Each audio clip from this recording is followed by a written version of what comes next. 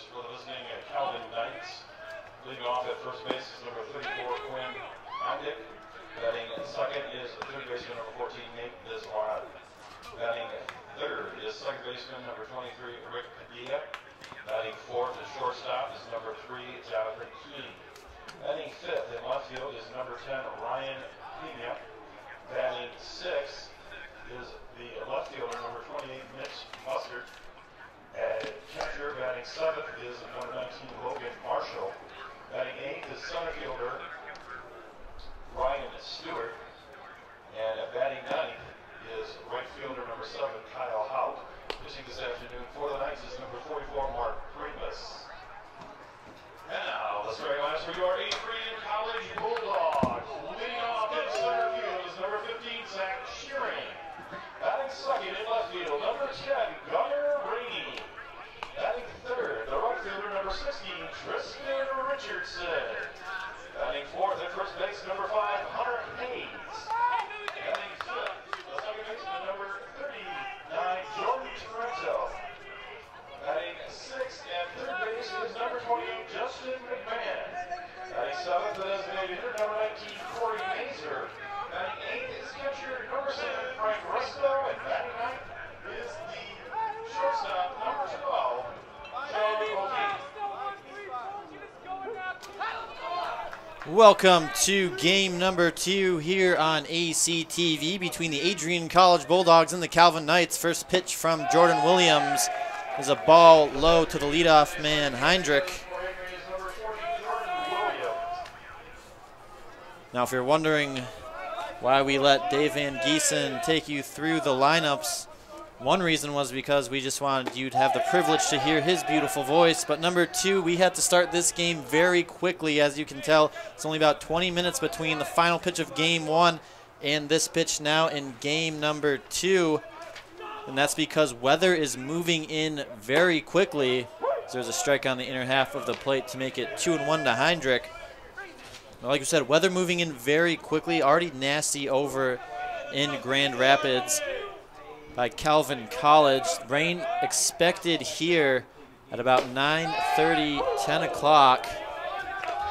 So we're trying to get this game in and moving fast. Luckily, game 1 did not take that long, so we're hoping for another quick outcome here. 5-1 was the final score in game 1. Another gem pitched by Tommy Parsons. We're going to see if Jordan Williams can do it again. A block in the dirt by Frank Resto. Count is 2-2 on Quinn Heinrich. Robbie Alexander here taking you through the action, joined by my good brother, friend, and colleague, Cody Alexander. I'll let you get a word in right now. That was pretty good, Robbie, for coming in with basically no prep time at all, I gotta say, as Heinrich takes a walk. Well, don't thank me just yet, as I forgot to put the logos down. Now, another added element to me and Cody's little shindig right now. We also do not have a producer this game. It's just me and Cody, so I will be working both the scoreboard, the graphics, and taking you through the action, which means Cody has a little extra effort to put forward as well. So once again, I apologize for having the graphics up during that opening at bat. We'll make sure that doesn't happen again.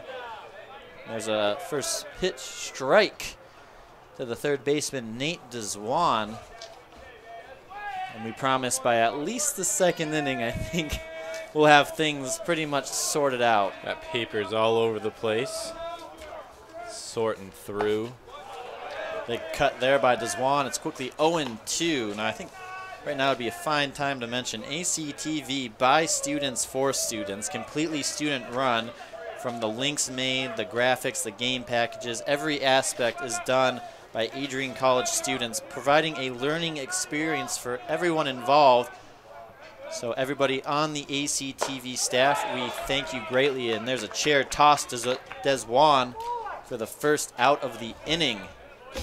That chair tossed by the freshman righty Jordan Williams, who is having a heck of a rookie campaign.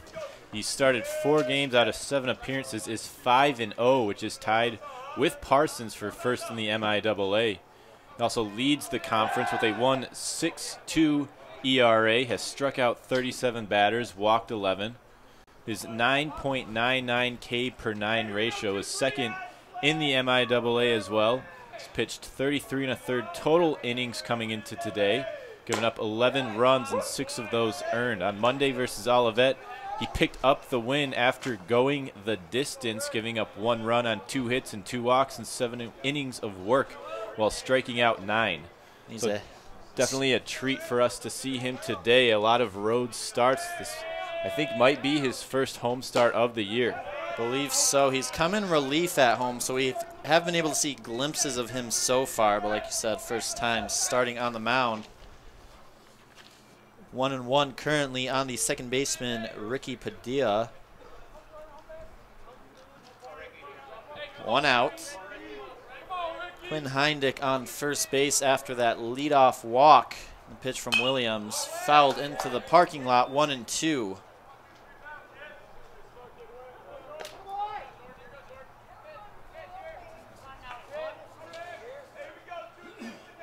Padilla hitless in the first game today.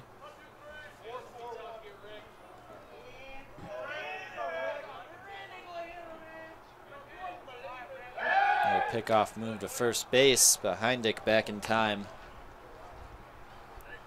Lining up defensively behind Williams. A little bit of a shift, a little bit of a change from game number 1. We have Resto calling the signs as he usually does behind home plate.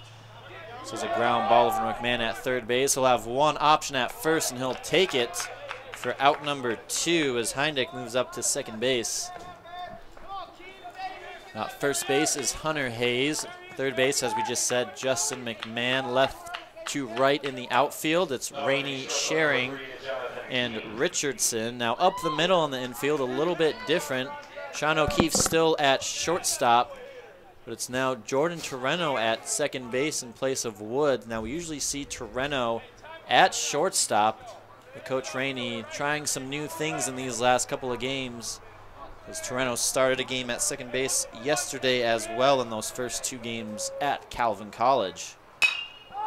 There's a pop-up on the right side of the infield. Frankie looking up against the stands, but it's going to hit up on the metal roof for a high, strike number 1. Not only changing people in defensive positions, but also moving guys around in the batting order.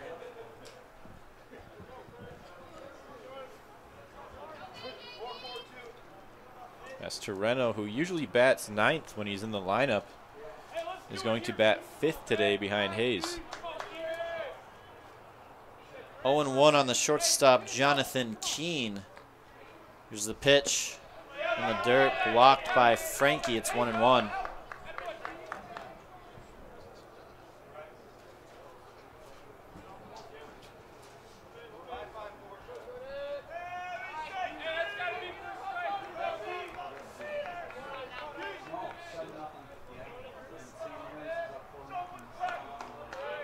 Williams checks his man at second. The pitch. Foul tip into the glove of Frankie, and it's quickly 1-2 on Jonathan Keene.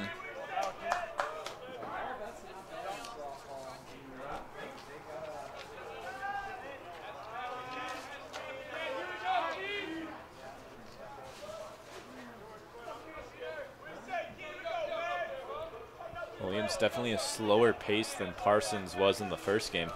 We'll see how that plays out over the course of game 2 as he makes a spin move. Heindick back in time.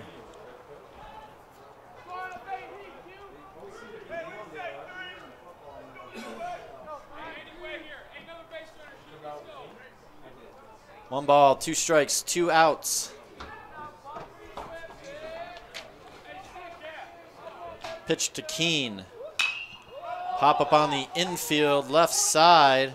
O'Keefe calling for it, and he'll have it for out number 3. So the Calvin Knights get a leadoff walk, but leave them on. We'll head to the bottom of the first inning, scoreless. Keep it tuned right here to your home of Adrian College Athletics. It's ACTV.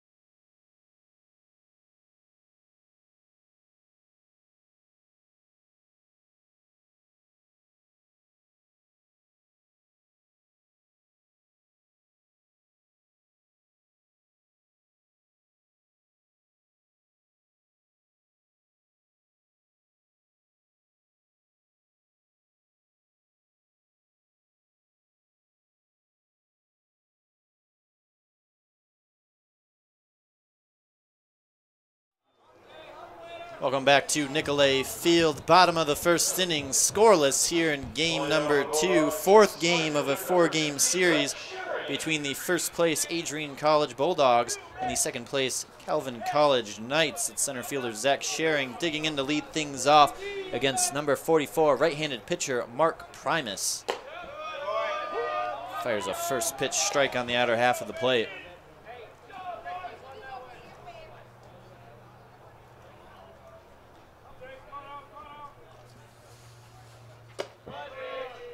Oh man, just to hit the outside black, much to the dismay of the Adrian Bulldog dugout. It's quickly 0-2. Schering 1 for 3 in game 1 with a run scored. The 0-2 pitch. And he rings him up on that high fastball. Schering doesn't agree, but it's a quick out for Primus and the Knights. The freshman righty has made 4 starts on the year. He's got a 1-1 record in 17 innings of work. He's struck out 10, walked 9, but he only has a 2.65 ERA. It's a first pitch bender high for ball 1 to the left fielder Gunnar Rainey. Rainey 2 for 3 in game 1 with an RBI, 2 runs scored. He fouls that one back out of play.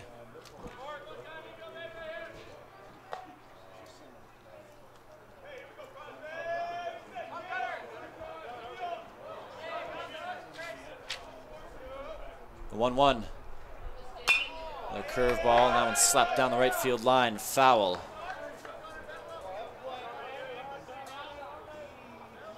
Very nice warm day here in Adrian. However, as you can tell on the screen, clouds beginning to get just a bit darker. Definitely have to get these games in today.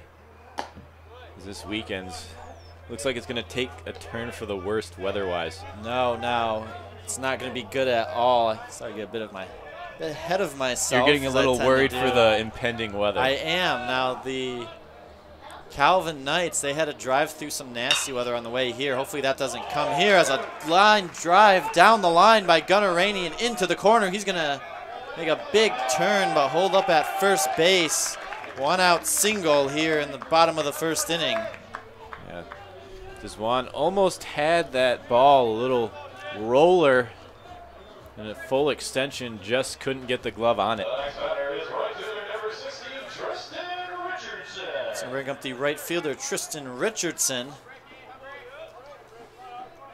2 for 3 in game 1 with an RBI and a run scored. He shows bunt. Will pull back for a high ball number 1. As we were saying, bad weather over in Grand Rapids. Now, the Adrian College women's lacrosse game set to start in about 20 minutes, originally scheduled for 1 o'clock tomorrow, but because the weather is expected to be so bad, they moved it to today. Now, if you've never watched lacrosse, they pretty much play through anything but thunderstorms, so that's an indicator of how nasty it's going to get out. That curveball finds the knees, and it's 2-1 on Tristan Richardson.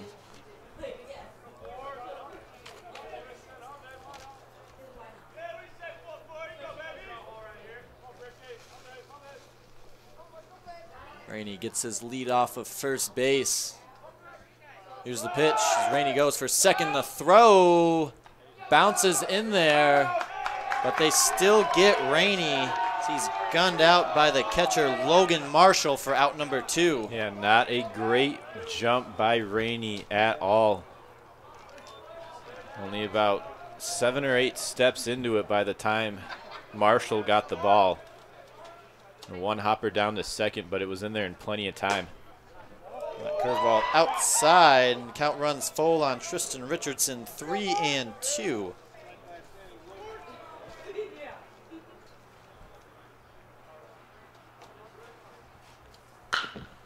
Hard chopper right into the glove of Heindick. Out number 3. Bulldogs have a man on base. He's thrown out, and they don't get many other men on. None at all, actually. Yes. It's a Friday afternoon. We'll head to the top of the second inning. Still scoreless. tuned right here to Bulldog Baseball on ACTV.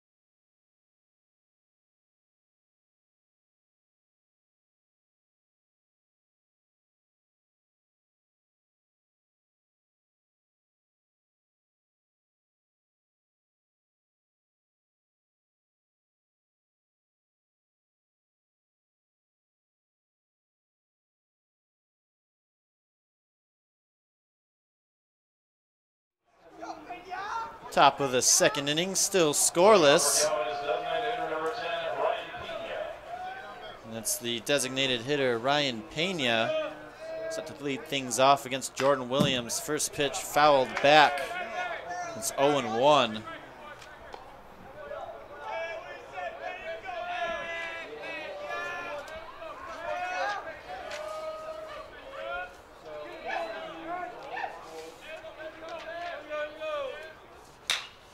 Pop up, shallow center field. Torreno ranging back, but Richardson will call everyone off and make the catch for out number 1.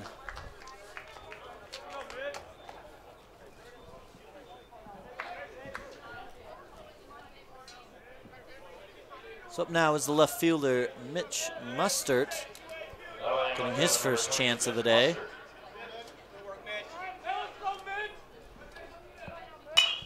Another high pop-up, this one towards foul territory, just behind the bag. And one pitch later, it's another pop-out for out number 2. Definitely what you like to see on both sides. Quick outs here.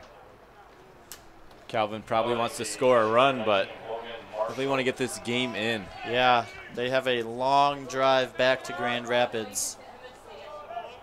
And the quicker, the better for them. Of course, they're going to want a W on that ride home, as there's a first pitch strike from Williams to the catcher, Logan Marshall. Marshall 1 for 2 in the first game. And there's a big cut there. It's quickly 0-2.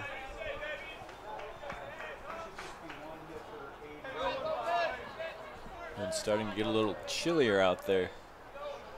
Yeah, we couldn't have warm weather forever. Hopefully it starts coming in a couple weeks, but we know it's going to get cold again. And once again, a foul tip off with a mask of Frankie, and he's just getting beat up back there today. I think he'll be welcoming this 2-game weekend, or excuse me, lack of 2-game weekend. Got a big break after this series. I think he'll be excited about that. He blocks that one up across the turf, 1-2. Bulldogs' next scheduled game is Wednesday at Earlham, so we'll have a few days to relax, kind of let the bruises heal. So pop foul on the right side. And we get a solid 8 hours of rest, very important, especially when you're a college student. Especially with exams coming up.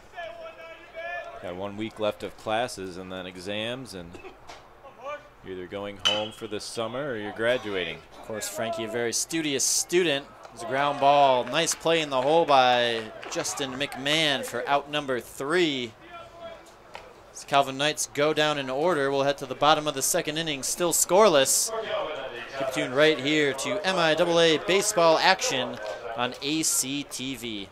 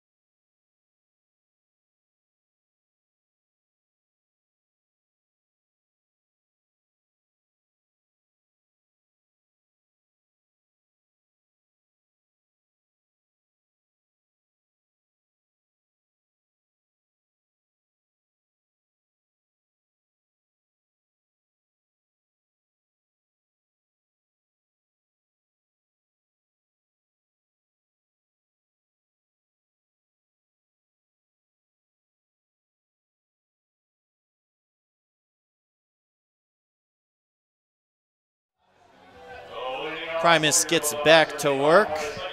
Here in the bottom of the second inning, still scoreless, and it's heavy hitting first baseman Hunter Hayes to lead things off for Adrian College. First pitch, he lays a bunt down on the third base line. It's going to fall in between as Deswan can't make the play. And we see power from Hayes, but a little sneaky right there, and he'll be on board with the leadoff single. Yeah, I think that might be a product of the weather. There's a couple isolated showers that might be heading this way, so looked like a pitch that he could have muscled, but trying to get on base, just push across a run in case they have to call it after 5 or 6 innings. So the man on, that's going to bring up the second baseman, Jordan Torreno. Also shows bunt, but will take a ball. Torreno, one of the leaders in the nation for walks, averaging just under 2 a game. Shows another bunt, this one down the first baseline. Flip to first, but with his speed, he's going to be safe, and a sacrifice turns into runners on first and second. Still nobody out. 2 well-executed bunts for base hits. You think that they'll have McMahon square too? And you can never tell with Coach Rainey. He's got a little mystery behind the boy. As we've seen from Hayes laying down a bunt. Torreno more expected, but I wouldn't be surprised to see McMahon lay down a bunt right here. Coach Rainey has been around the block a time or two. Great coach, and he knows what he needs to do to get his ball club the win. There's another bunt right down the third baseline. Primus off the mound, long throw, and it's thrown away. Hayes is going to trot home. Torreno into third. He's going to make a big turn, but hold that third. 3 solid bunts in a row by the Bulldogs, and they take a 1-0 lead here in the bottom of the second. It's a little variation of what they do best, station-to-station baseball. And that's just 3 well-executed bunts. Primus, tough play and just unable to make the throw. It's always fun to see 3 straight bunts, especially when they score a run off of it. They struggled with bunting earlier in the season, so to just see them get 3 down in a row is a great sign as we head into the later games of the season. First pitch high.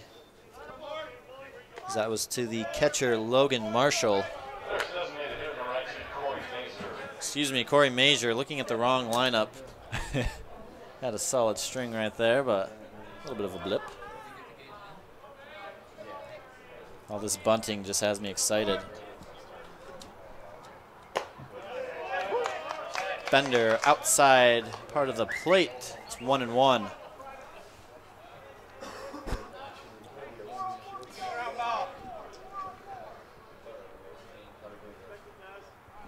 Still nobody out. The 1-1 from Primus. Big cut there by Major. It's 1-2.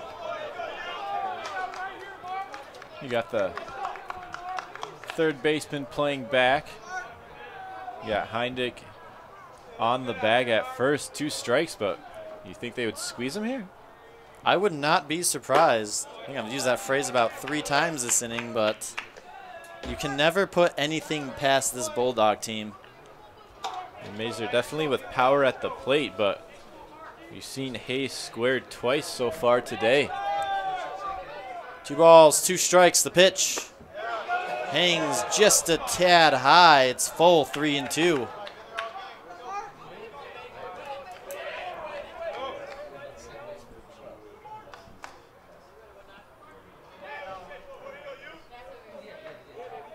Torreno on third, McMahon on first, and he rings him up looking right there for out number 1.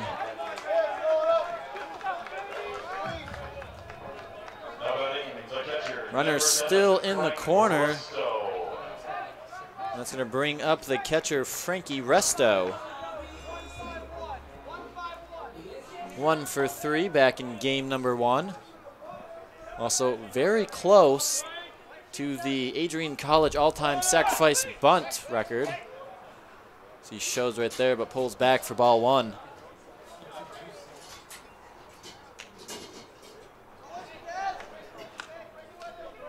It's 4 sack bunts away from the record, in fact. I believe he is currently at 22. He needs 4 to tie and 5 to pass. And he puts that one down the first base line. He'll be tagged for the second out, but it's going to score Torreno as he tried to backpedal and buy McMahon some time. It's an RBI bunt, 3 away from the record now, and the Bulldogs take a 2-0 lead. I'm wondering if Heindick would have let that go. It looked like it had a little spin hugging the line, perhaps maybe going foul, but instead decides to pick it up. Get Resto for the force, but Torreno comes across to score. Bulldogs still have a man on base. That's McMahon out at second. And it's the shortstop, Sean O'Keefe. Going to bring in run number 3 of the game. Another curveball drops in for a strike, and it's 1-1.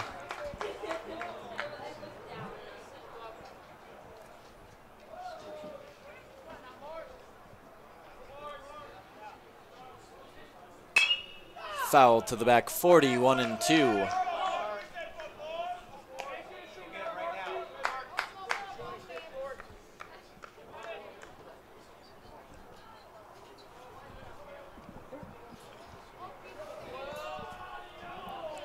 One ball, 2 strikes, 2 outs. Pitch from Primus. Outside, McMahon takes off for third. And he gets under the tag. Throw by Marshall beats him. But able to slip right under it, and the Bulldogs have a man 90 feet away from scoring. It's a heck of a slide there by McMahon, because that throw, like you said, beat him by about 6 steps. That one flown into right field towards the line. And it's going to be a ground rule double there for Sean O'Keefe. I lost Touts once he went behind that fence, but absolute rocket there by Sean O'Keefe. 3-0 Bulldogs. No, it seems like every time we see a ground rule double down that right field line, the beneficiary is usually the Bulldogs. A little bit of home field advantage right there. It seems like they know how to work this field. Some odd dimensions, as that was outfield fence, jags right in, so about those last 90 feet in the outfield, that foul line is right up against that fence. Like we said, 3-0 Bulldogs now. Still 2 outs. We're back to the top of the lineup with center fielder Zach Schering. Still a runner in scoring position. The 1-0 pitch. Strike, 1-1. Schering struck out looking his first time up.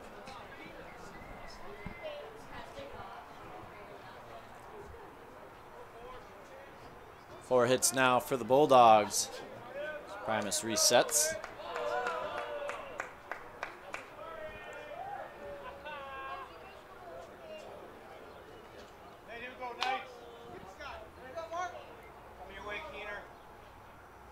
The 1-1. Ground ball off of his foot. Schering's in some pain, but it's going to be deemed foul.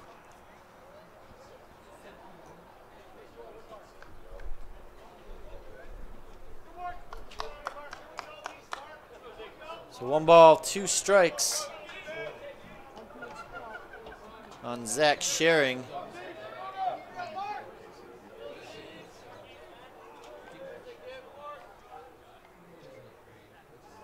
Payoff pitch from Primus. O'Keefe off for third, but Schering's going to swing right through that offering for the final out of the inning, but not before the Bulldogs score 3 runs on a handful of bunts and a ground rule double by the shortstop, Sean O'Keefe. We head to the top of the 3rd inning. Keep it tuned right here to Bulldog Baseball on AC TV.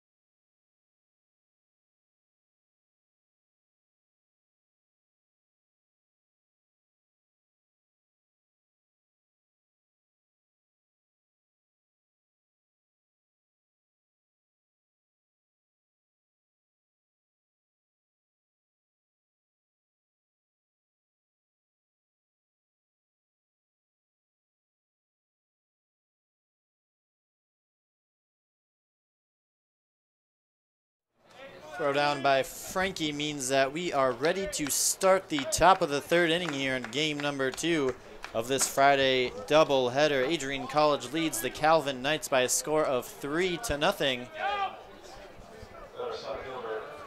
Jordan Williams gets back to work. First pitch, runs inside and nearly hits the center fielder Ryan Stewart, but instead it's ball 1.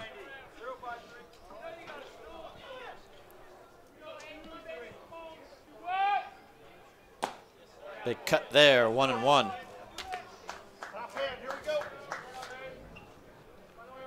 Stewart 0 for 2 back in game number 1, looking for his first hit of the afternoon / early evening. Foul ball straight back into the padding there. It's 1 ball, 2 strikes. I guess it'd be time to say evening. It's almost 7 o'clock now.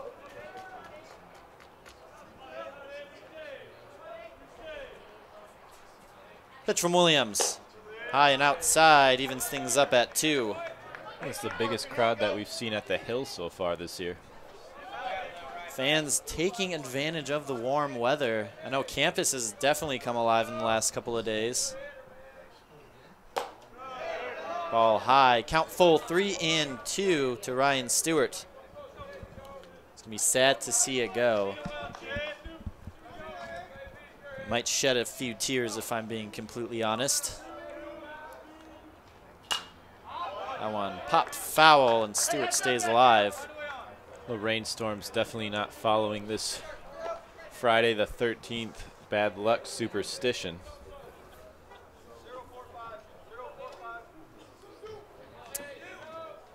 No words. No words. Another foul ball, and Stewart putting up a fight here against Williams. Count stays 3-2. Now, Adrian College, the athletic training department, had an emergency scenario situation this morning, which I'll get into later in the game, but part of me thought it was interesting to hold that on Friday the 13th. Seemed a little weird to me, but it was a great exercise. As Stewart struck out there, Williams tosses the chair for out number 1.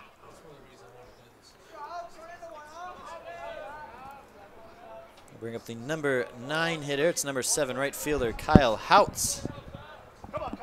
His first chance of game number 2.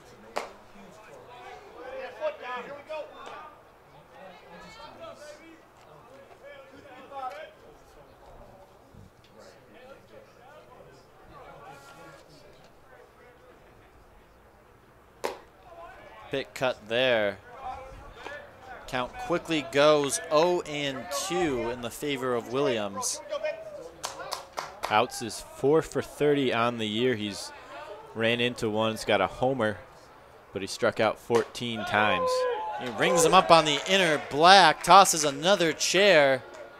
They're 2 down now in the top of the 3rd inning.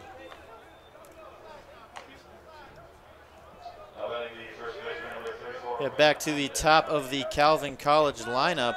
First baseman Quinn Heindick walked to start this game. He'll take a strike on the outer half of the plate, 0-1. This is really the first time that we've seen Williams up close. He had a couple relief innings against Kalamazoo. I don't know if you noticed, Robbie, but that fastball just really explodes the last 10 to 15 feet coming up to the plate. Looks like a lot of cut and run into the right-handed hitter. Very talented freshman pitcher that Coach Rainey has right here. Between him and freshman reliever Mo Hanley, who reaches 92, he's got something special for 4 years, and he tosses the chair right there. 4th of the game. And he strikes out the side. We head to the bottom of the 3rd inning, 3-0 Adrian College. Keep it tuned right here to your home of Adrian College athletics, and especially your home of Adrian College baseball. It's Adrian College TV.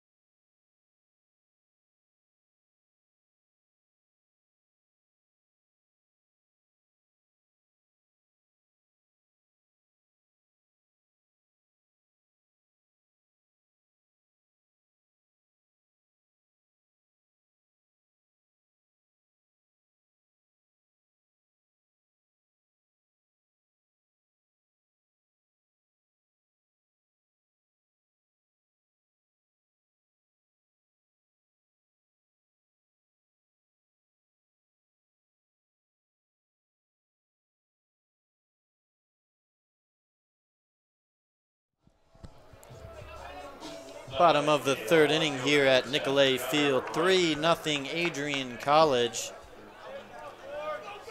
Gunnar Rainey in to lead things off. First pitch from Primus. Curveball in there for strike one. Gunnar singled past the third baseman, Deswan, back in the first inning, but was caught stealing second. There's a high pop foul on the right side of the field. 0-2.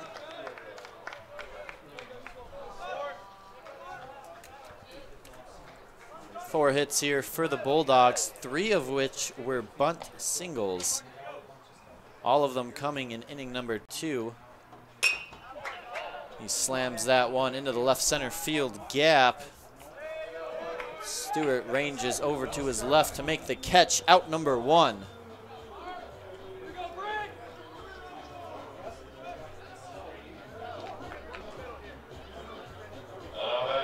We always have to let that leadoff song, or that walk-up song, play at least once. It's Tristan Richardson, the right fielder, steps into the batter's box. He takes off speed for strike one. Out of all the baseball games I've ever been to, I think it's safe to say that that is my favorite walk-up song. Definitely unique. I'll give it that. And that's what it has to be, identifiable. A little self-marketing for Tristan. And plus it makes you loose. I mean, it's funny. You're not going to get mad listening to it, and you got to be loose when you're up there hitting. Pops that one into center field. Stewart giving chase to his left.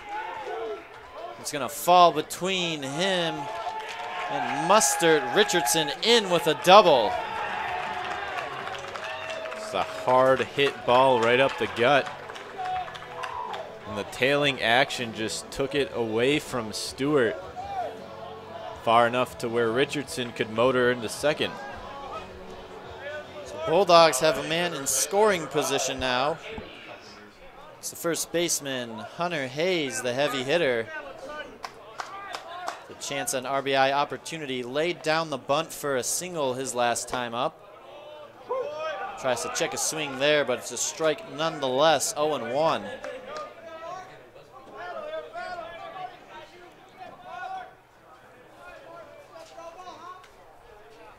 Pitch from Primus, another curveball in there, 0-2, and Primus, just like Trevor Van Dyne, a lot of off speed here against these Bulldog hitters. Well, Adrian showed that they struggled a little bit against the soft stuff back in the first game. So a smart move by Calvin and Primus to keep up with that game plan that they adopted back in game 1. 1-2 pitch. Curveball hangs high, 2-2. Now, do you think that was a big deciding factor when Coach Rainey had his team lay down quite a few bunts in that last inning? I think it probably played a little bit into it, because they've shown so far that they've been struggling to stay back on it and really drive it. So when you're bunting, it kind of takes that away. You just have to make sure you square it up rather than trying to time it and put a good swing on it. Hayes grounds that one over to Padilla. He'll make the out at first. For out number 2, Richardson will advance to third base. And second baseman Jordan Torreno try to drive in a 2-out run here. Make the score hopefully 4-0 for the Bulldogs. Torreno had a bunt single his last at bat, the second of that inning, and came around to score. Take a first pitch ball right there. It's 1-0.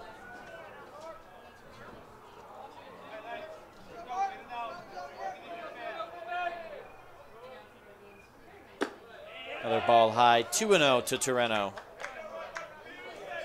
Torreno came into today tied in the MIAA with 22 walks. Curveball in there at the knees. It's 2 balls, 1 strike. Torreno also hitting .281. He's got a 47 OBP. Has scored 19 runs and driven in 13. His 5 stolen bases leads the Adrian Baseball Club. All-around player right here. He's even in the count, 2-2. Watches a fastball go outside, full 3-2.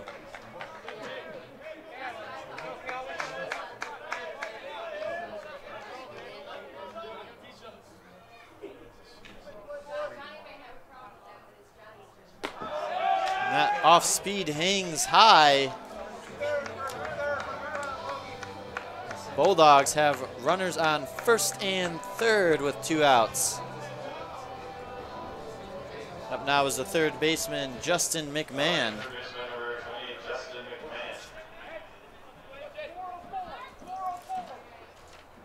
McMahon put down a bunt his first at bat. There was a throwing error on Primus, so he didn't pick up the RBI, but he came around to score on the O'Keefe ground rule double.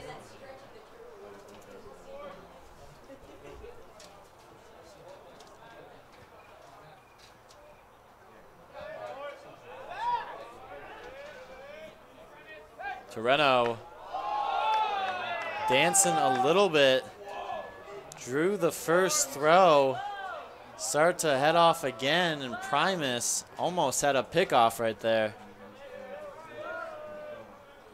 Here's the 1-0 pitch to McMahon, finds the outer black, 1-1.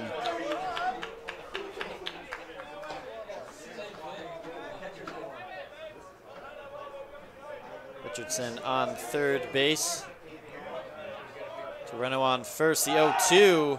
Big cut there, strikes him out for out number 3.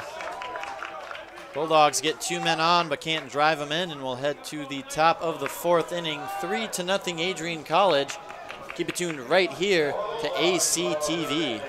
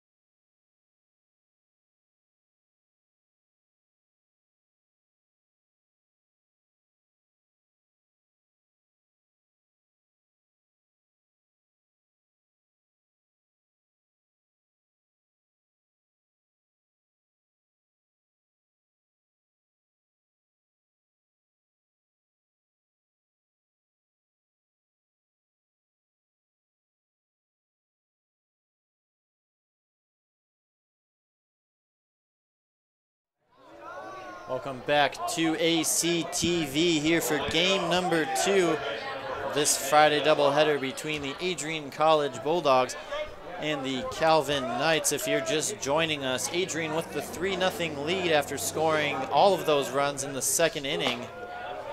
A stringent of bunt hits followed by a double. Cody, you want to tell me who the double was by? That was by the shortstop, Sean O'Keefe. A little bit of trivia there for you. Made the score 3-0. As always, Robbie Alexander joined by Cody Alexander. Zwan down in the count 0-2 to Jordan Williams. Here's the payoff pitch. Ball high, 1-2. If you're keeping track at home, a little bit of an added element here for me and Cody. No producer for this game, so we are going all of it on our own. So if the scoreboard is a little wonky during this game, we apologize. There's a hard hit by Zwan, but right into the glove of Sharing for out number 1.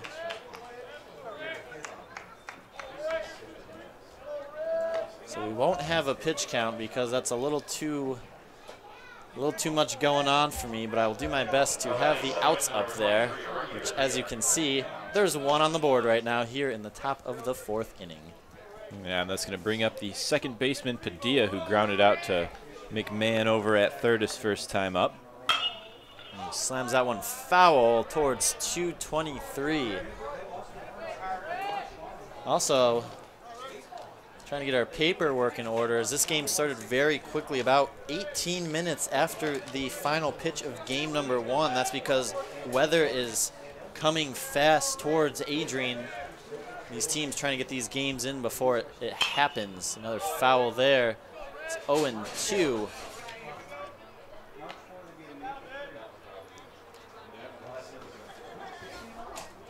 So now that we have you all caught up, we'll get back to the action. The 0-2 pitch to Padilla. Another ground ball. This one towards the dugout. It looks like Adrian College safe down there. Well, are you ready for your first bit of Calvin trivia? Lay it on me. Well, we know that their mascot is the Knights, but do you know what the mascot's actual name is? Another foul. This one into the parking lot. I haven't heard any sirens today, so that's a good sign. Of course, I'm stalling right now. I want to say it's something cool like maybe Nighthawk. It is not Nighthawk. I will give you a hint. It is a medieval sport.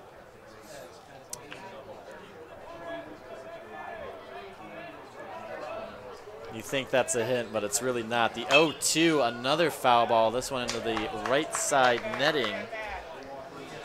Williams tried to climb the ladder on that one. Was baseball a medieval sport? If you're asking if his name is baseball, it is not baseball. I'm going to say tether. That sounds like a medieval sport. Whether it is or not, I'm not sure. The 0-2 pitch, curveball in there, but low and inside, it's 1-2. I'll give you another hint. It is a medieval sport that involved horses. Joust. Yes. Is Joust the Knight is the name of the Calvin mascot. Interesting. So flare out to second base. Reno gets it on the hop. It's out number 2.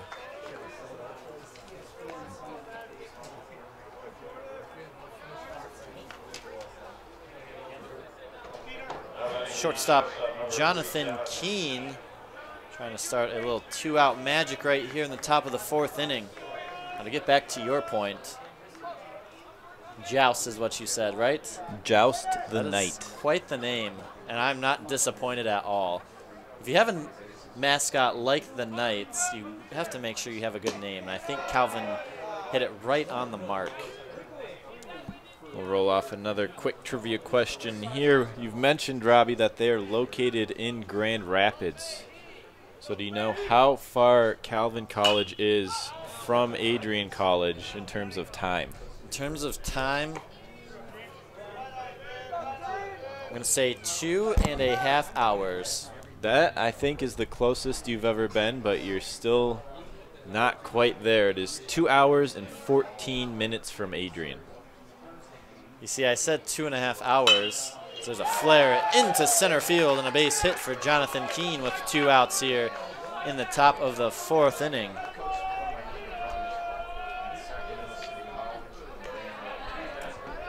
First hit of the day, at least game number 2 for the Knights. That's going to bring up the designated hitter, Ryan Pena, try to keep the train rolling. Now, I said 2.5 hours because I heard the SID director from Calvin just tell somebody that before game number 2. I was going to try to throw you off, but apparently I can't take his word for it. I mean, my answer is based off of Google Maps, so. I'll take the Calvin source better. They just drove here. We'll go with 2.5. Yes, Calvin College, founded in 1876. Affiliated with the Christian Reformed Church in North America.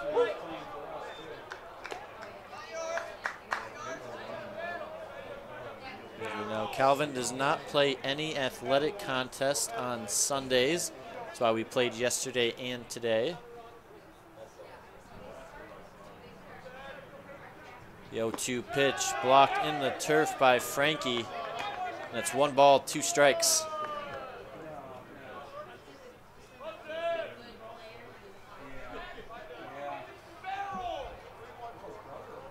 Wind shifted directions just a little bit. It's blowing from right field out to left field. There's the 1-2 from Williams.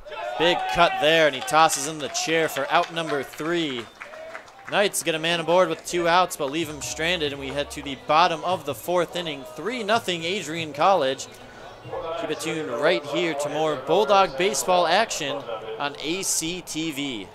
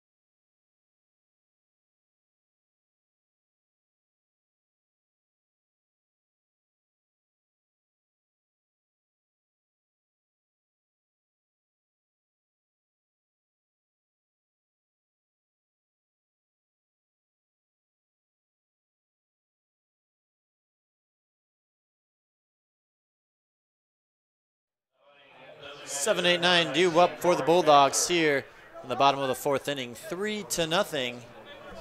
Designated hitter Corey Major leads things off against Mark Primus. Throw a first pitch inside for ball 1. Major struck out looking his first time up. Product of Chippewa Valley High School. Grounds that one foul again towards the Bulldog dugout. Just making sure they're awake down there. Looks like senior Aaron Ajrush almost had a handle on that, but unable to field it cleanly. Got a feel for OJ right there.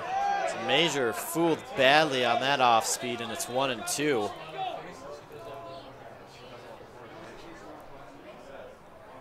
Bulldogs 5 hits in game number 2 so far. So that fastball sails inside.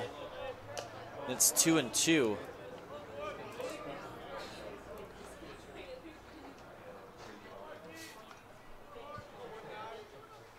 Pitch from Primus. Blocked in the turf there by the catcher Marshall. Full count, 3-2.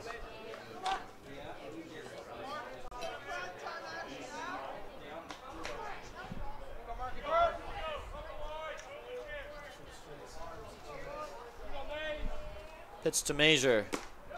Inside, and he'll draw the leadoff walk. Nice job by Major there. Got down early in the count and able to come all the way back. He's going to bring up the catcher, Frankie Resto. 3 bunts array now from the record as far as sacrifices go. Gives you a little hint to what he did his first time up here in game number 2.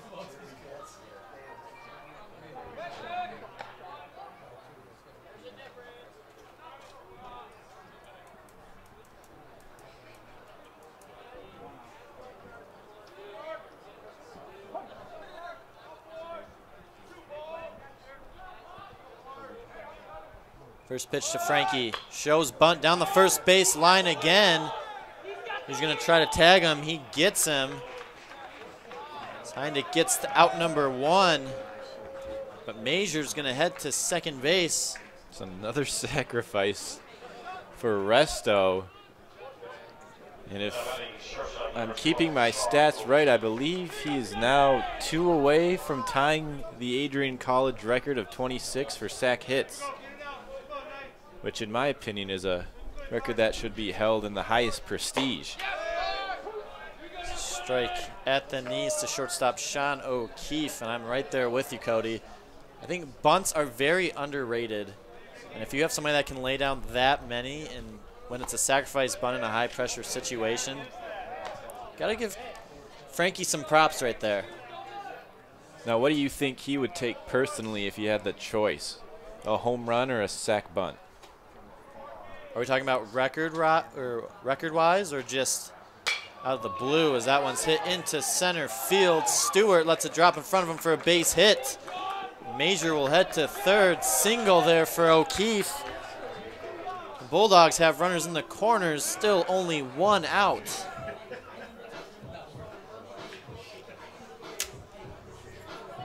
Back to the top of the Bulldog lineup, and center fielder Zach Schering. If it's for the record, to get back to your point, Cody, if it's for the record, I think he'll take the bunt, but I also think that Frankie, he'd enjoy a home run once in a while. There's a bunt by Schering, popped into the netting behind him, and a lucky break right there.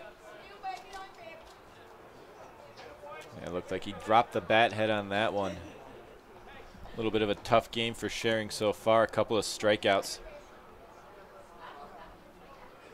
Definitely looking to drive in this fourth run for Adrian. 7 hits for the Bulldogs.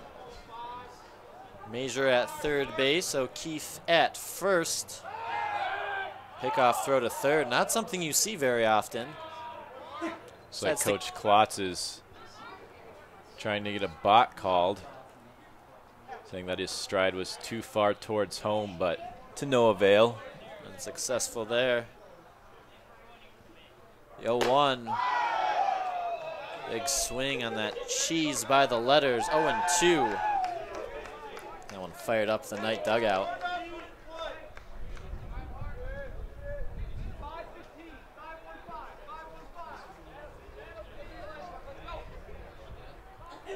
Wind's starting to pick up here at Nicolay Field. Weather's starting to move in. So there's a ball high, 1-2. To make sure to secure our papers in here. Yeah, the one downside about where we are in the press box, right up against the window, is that if weather moves in, our equipment is toast. Well, I think that's a risk that we have to take. A risk that we're also willing to take as another fastball stays high. It's even at 2-2. And also a risk that we don't have a choice in whether we take it or not. This is true, but if I had a choice, I think I would still be willing to take it. Have to make sure that these baseball fans get their Friday action in. Schering stays alive with that foul ball. It stays 2-2, still only one out. Looks like Primus tried to climb the ladder on him again, this time able to fight it off. Saw him earlier in this, that bat swing through one.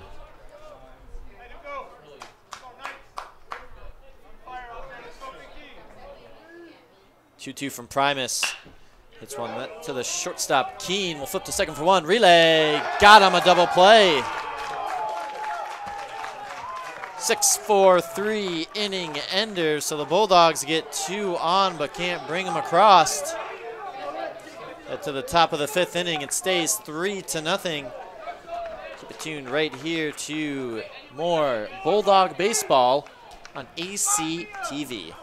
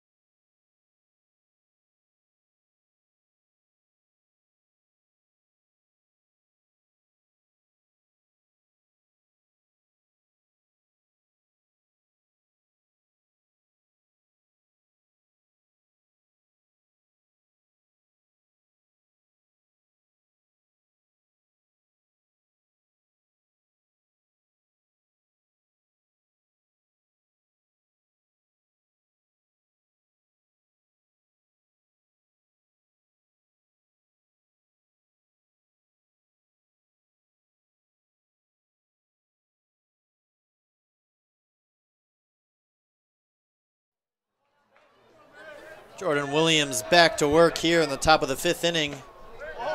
Throws a fastball inside. Ball 1 for the left fielder, Mitch Mustert. Popped out to the first baseman his first time up. This time he hits a fly ball into left field. Rainey giving chase and will secure it for out number 1.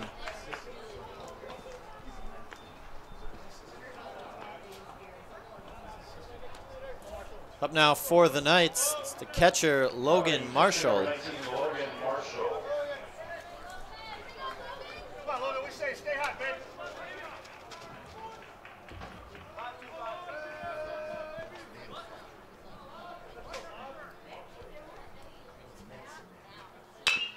Ground ball foul down the third baseline. And we just got an official weather report from SID Director Patrick Stewart, unable to be at the game today. His wife had back surgery, so we wish them both well wishes and a speedy recovery. Hope you're enjoying the broadcast at home. Like we said, he just gave us the official weather forecast. Says precipitation is on the way. Thunderstorms 55% at 8 o'clock, 45% at 9.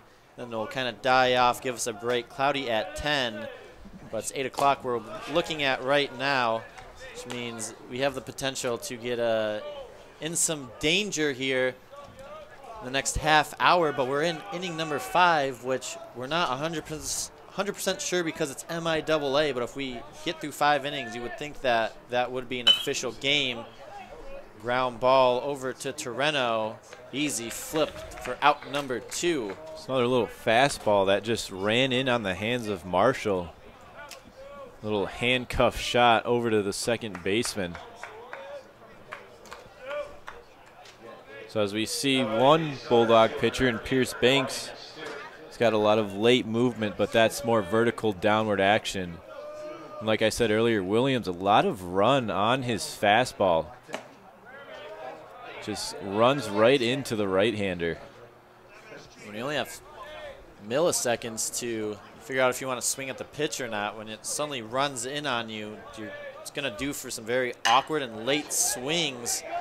But Stewart puts a charge in that one, left center gap, and it's going to fall between Schering and Rainey and go over the wall. A 2-out ground rule double by the center fielder, Ryan Stewart.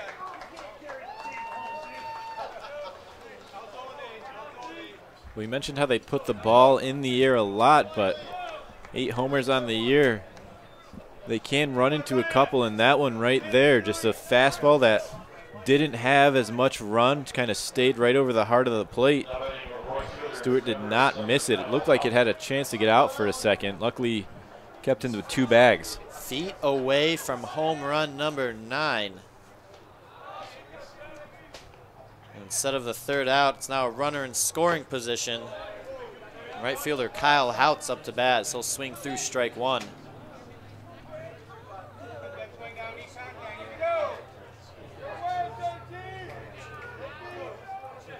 Williams looking to work his way out of this mini jam here in the top of the 5th inning. The 0-1. Big cut there. Houts quickly in the hole, 0-2. Houts with a strikeout victim in his first at-bat. That was back in the 3rd. Need 2 hits on the game for the Knights. So they're having trouble squaring up Williams.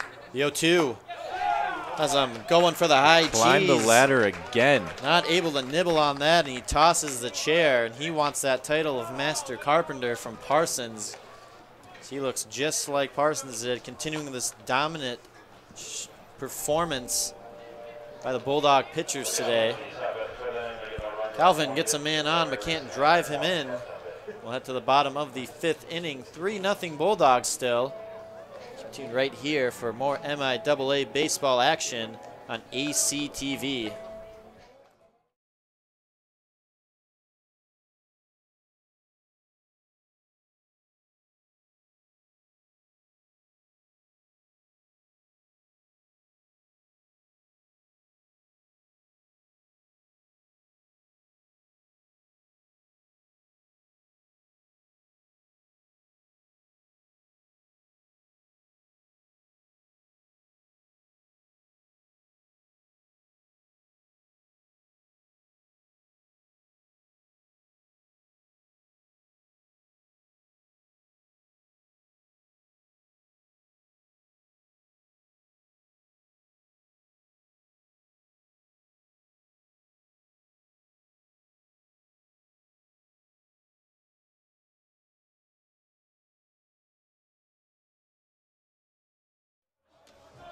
2, 3, 4 due up for the Bulldogs. Bottom of the 5th inning.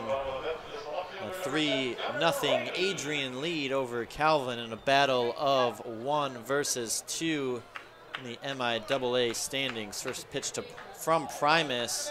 Skids across the plate for ball 1.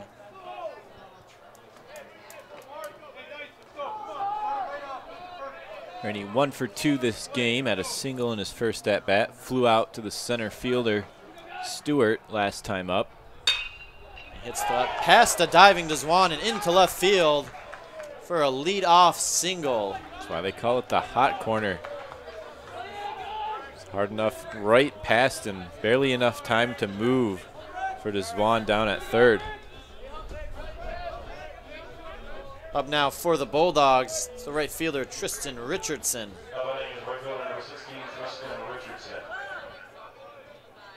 Richardson doubled his last time up.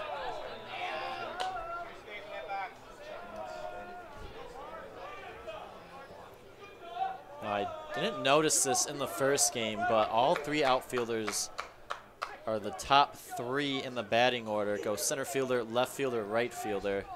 Find that kind of interesting as Richardson lays on a bunt, but right to Primus. He goes to second base, but the throw not in time. The Knights take a gamble there. It doesn't pay off. And the Dogs now have runners on first and second with nobody out. Yeah, not the best bunt by Richardson. As I've said, seemingly every broadcast, I said it the right way. You never want to bunt the ball back to the pitcher. Looked like he had plenty of time, but his throw just a little offline and just unable to get there. Rainey able to motor in. It's going to bring up the heavy-hitting first baseman Hunter Hayes. I'll watch that curveball for strike 1.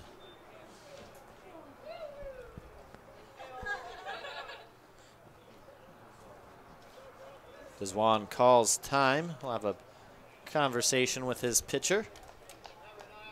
Make sure they're on the same page in case there's a ground ball back to him.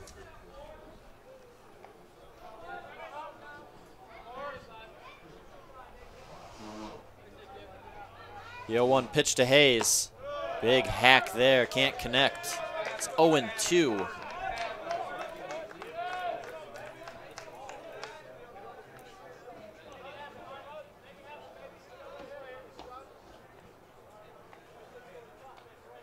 Payoff pitch from Primus. Takes that outside pitch, taps it to Deswan. He'll have a play at first, but it's not going to be in time. Infield single for Hayes. Looks like he might be called out, though. Hit the ball twice with the bat, with a primary one coming out. So they're going to call him out at first base because he made contact twice. Coach Rainey wants to argue foul ball right here.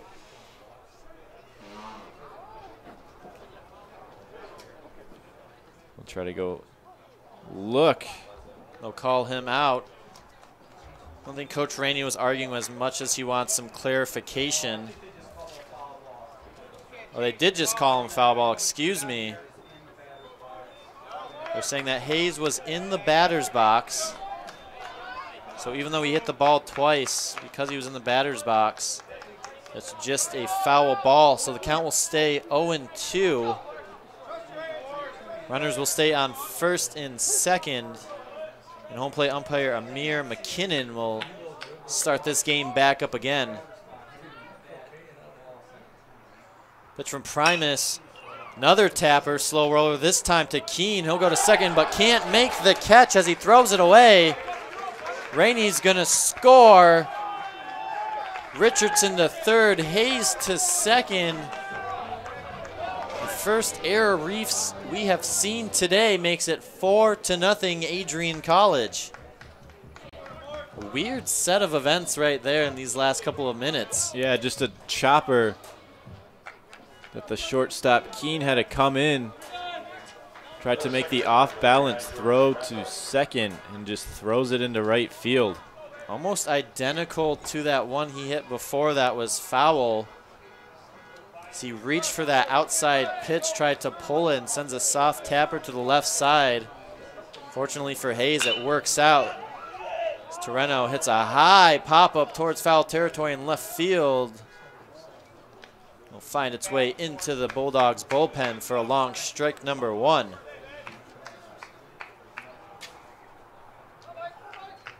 Richardson on third base, Hayes on second. Still nobody out for Adrian College.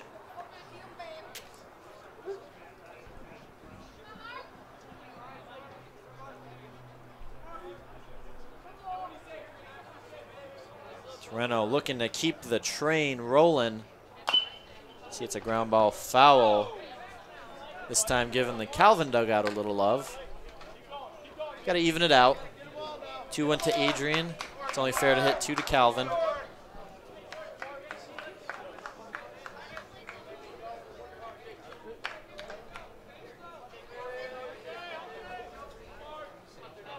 Deswan playing back at third. Rest of the infield playing at the grass.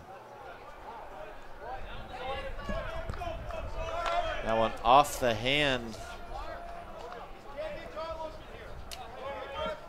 Foul tip by Torreno.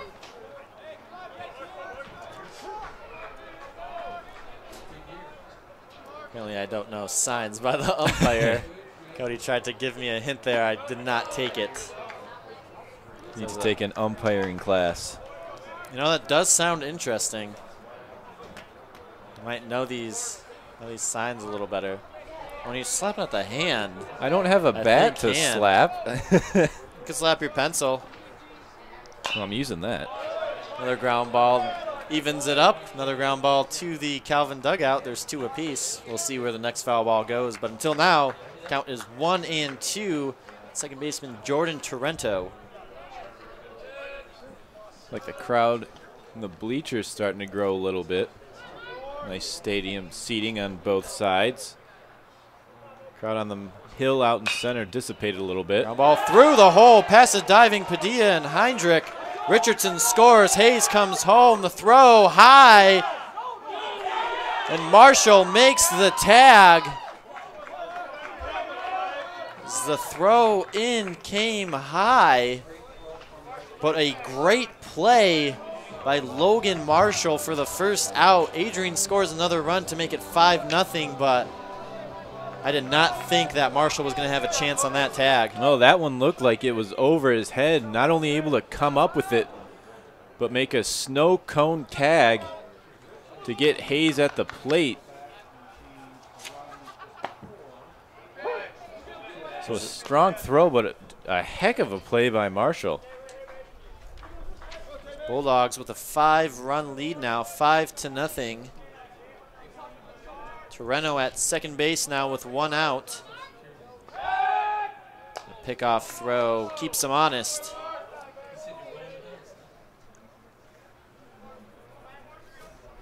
Oh and 1 on the third baseman, Justin McMahon, as he looks to drive in another run.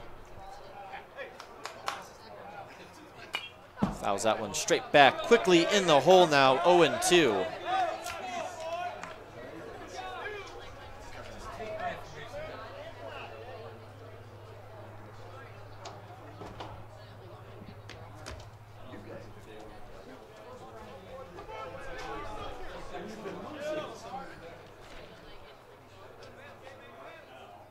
Payoff pitch from Primus outside, 1-2 as he wastes one right there. Like you said, people vacating the hill, stands filling up, might be in anticipation of this rain. Looks like the sky at least has become a little less threatening. I hope it stays that way. Like we said, rain expected at 8 o'clock, about 20 minutes from now. We hope it stays away so we can finish this ball game. 2-2 pitch. Flare foul. Torreno was off on the pitch. This one falls beyond the fence. McMahon stays alive.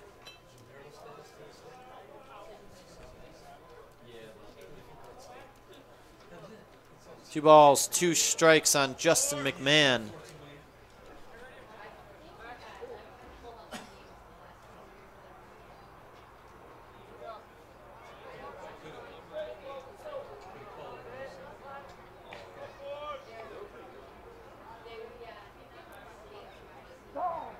Man will call time.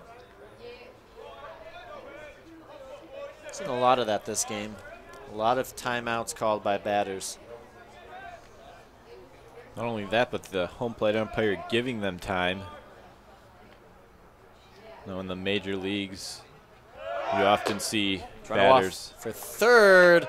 Once again, throw by Marshall beats him, but able to get under the tag. That was a ball, so the count's 3-2 in the 6th run for the Bulldogs, 90 feet away. I apologize for cutting you off. No, that was okay. Great jump by Torreno there. Slides in easily for his 6th swipe of the year. Still leads the team in that category.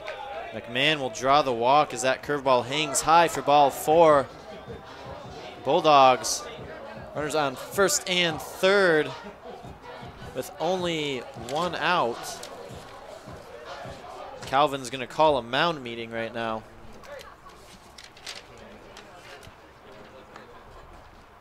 What do you think Coach Reipel's going to talk about?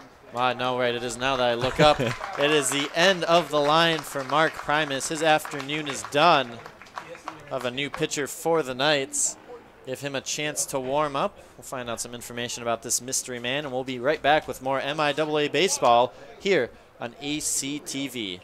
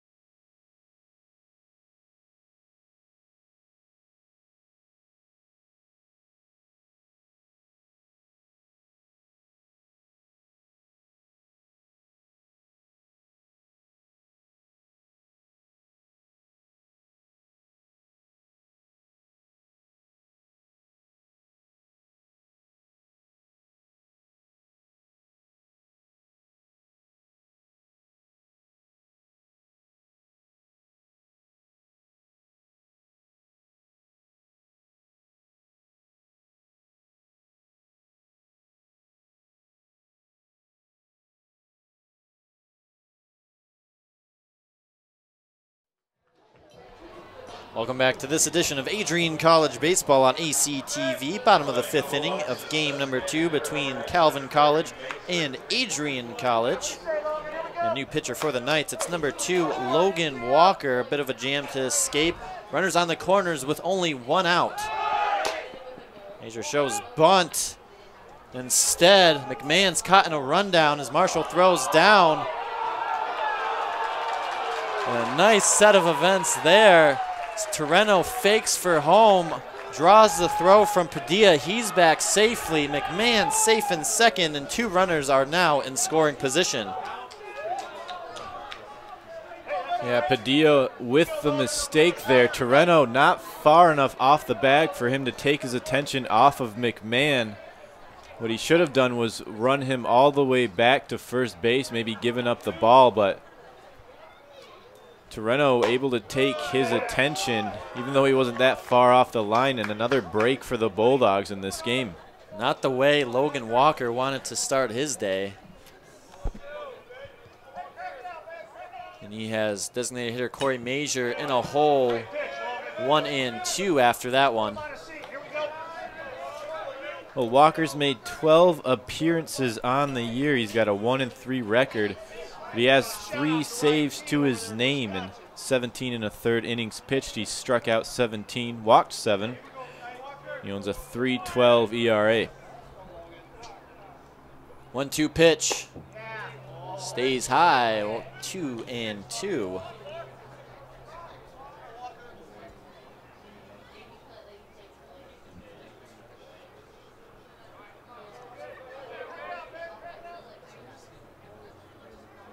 Infield still in for the Knights, all except for Desjuan, who holds behind third base. Major almost went, but able to hold his swing up. Count full, 3-2.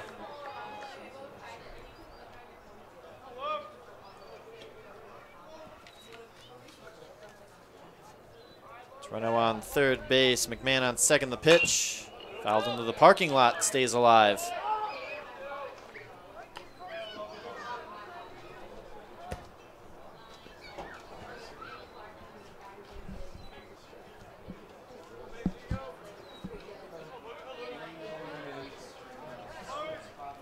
The pitch hangs high. Major draws the walk. And Adrian College now 4 waffles in the 3-way toaster with only 1 out. And it's Master Chef Frankie Resto with a chance at the Continental Breakfast. Do you think they'll have him bunt here? I don't think so. He'll take a curveball there for strike 1. The spread is out on the table. The team is hungry. I'm hungry up here. I think everybody's hungry. Toaster set on high. We're looking for some waffles. The pitch, big cut there as Frankie was looking for waffles too. Instead, he's in the hole, 0-2. It was confirmed that Resto now has 24 career sack bunts, which puts him within 2 of tying the school record, 3 to pass it. It's a ground ball chopper. Padilla will flip to second for 1. Relay. Out at second. 4-6-3 inning-ending double play. So the Waffles will have to stay in the toaster for now. Bulldogs leave them loaded and will head to the top of the 6th inning, but not before scoring 2. Now 5-0 Adrian College. Keep it tuned right here for more MIAA baseball action on Adrian College TV.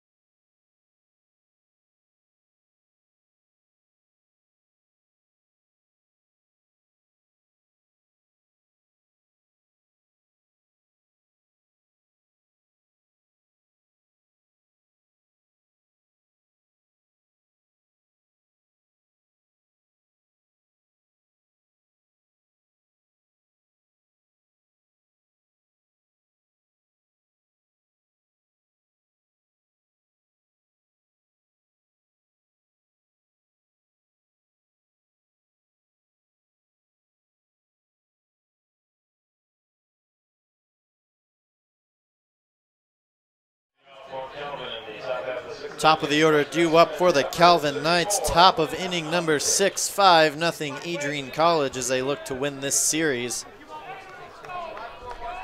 First baseman Quinn Heindick steps in.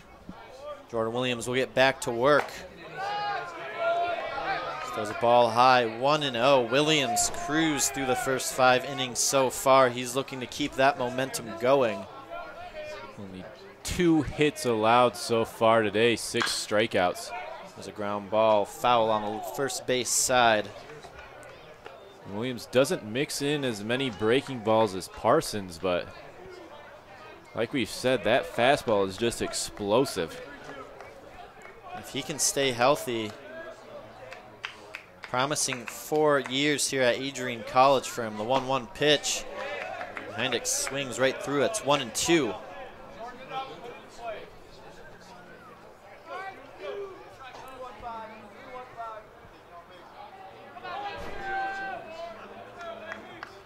Payoff pitch. It's that one into right field down the line. Richardson giving chase.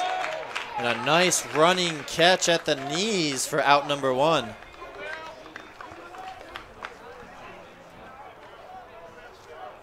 They got a chance to fall in there for a second, but Richardson has been doing very well defensively out there this year.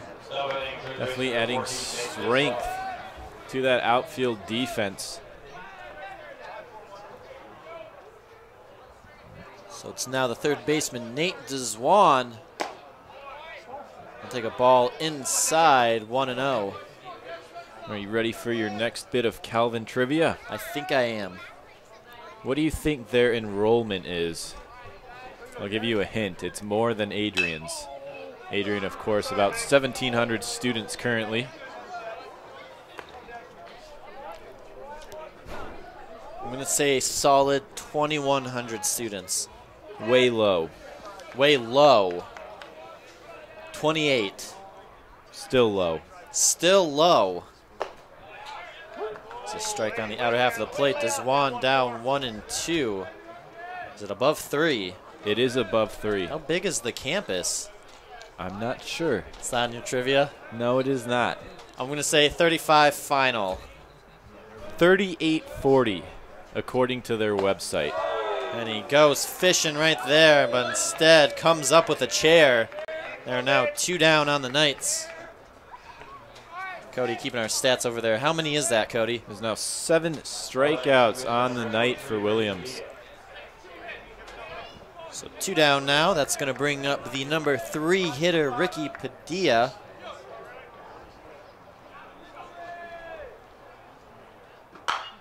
We'll hit that one over the head. Justin McMahon is going to roll down the line. D will hold that first, and it's a 2-out single for the Knights here in the top of the 6th inning. Striding into the right-hander's batter's box at shortstop, Jonathan Keene. We're back to your trivia. So you're saying there's 2,000 more students at Calvin than Adrian. Over 2,000 more. Are they the biggest school in the MIAA? That is something that I should probably look up. We will get back to you on that, viewers. I know they're definitely the biggest so far that we've played. I'm trying to think of the numbers of the other ones. I'm drawing a blank right now. But I think you're right on that. 0-1 pitch to Keene. In the turf, blocked by Frankie. Padilla will hold at first base. Now we have about, what would you say, 75% of our student population is involved in athletics? They gave us a number the other day. I can't remember, but I think that's fairly close. I think it was 60 to 70% about. So there's a strike on the outer black. It's 1-2 on Keene. Well, about what percent of that 3840, that's 3,840 students, are involved in athletics at Calvin? You're looking for a percent? Percent. I'm going to say about 30%. Final answer? Final answer. It's 50%. 50%. According to their website. 1,500 athletes, roughly. No, that's not good math. That's over 1,500. About 1,900. That is actually incredible. That's more than Adrian has students. Charging that one down the line. That's going to be fair for a base hit. Padilla and Keene off for the races. Rainey able to get the ball in, so no runs will score, but Calvin has something cooking with 2 outs here. Runners on second and third. It's like a little hanging breaker. Pena just able to get around and hook it down the line. Excuse me, Keene with the double. Pena up at the dish right now. And Pena probably hooking to do the exact same thing by hooking it down the line. So has a chance to drive in 2 Knights right here. Pitch from Williams. High pop-up, but it's going to find its way out of the field of play.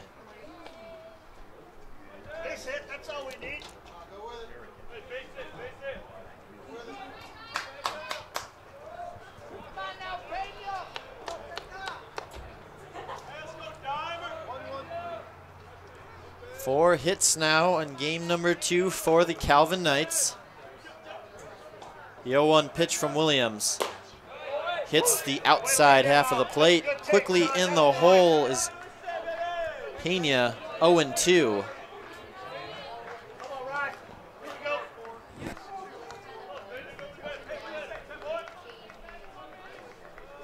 Should he keep the inning going, that would bring up Mitch Mustert, the left fielder. The 0-2 pitch. High, just above the Calvin letters. It's 1-2.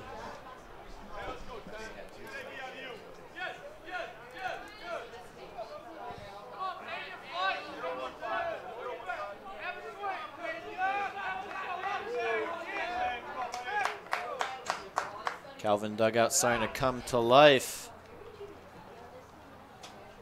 And a ball from outside the field made its way onto the nick.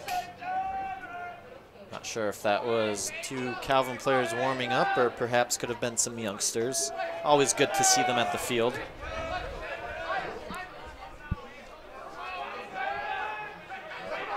The 1-2 pitch from Williams. Big swing and a miss there, and he tosses him the chair. A huge out as Calvin gets runners in scoring position.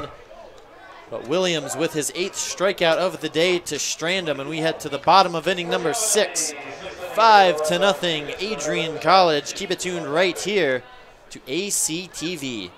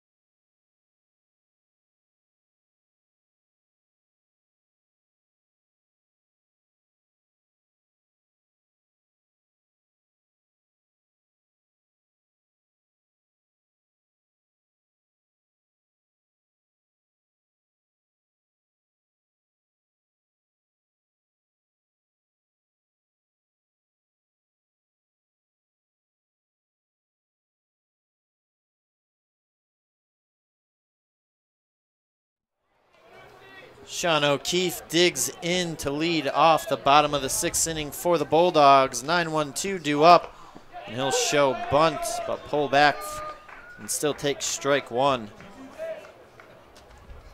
Logan Walker back to work. 2nd inning of work for him. Got that big bases loaded double play out of Resto, the second batter he faced.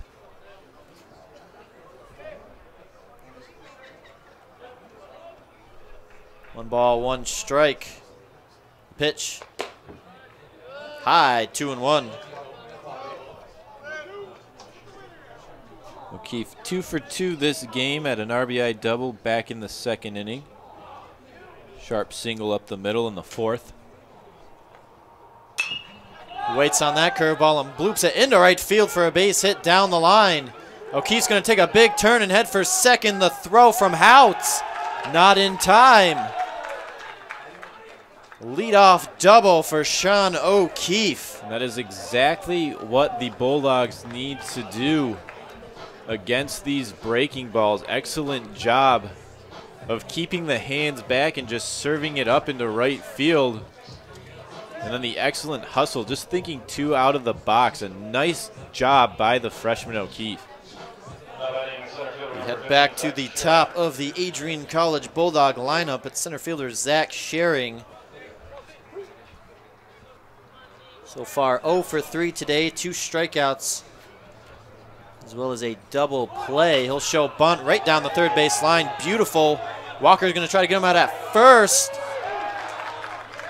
Schering beats him by half a step. O'Keefe moves up to third base. The Dogs have runners in the corners with no one out. A nice bunt by Schering. Maybe an even better job of Walker getting over there. Wasn't able to get him at first.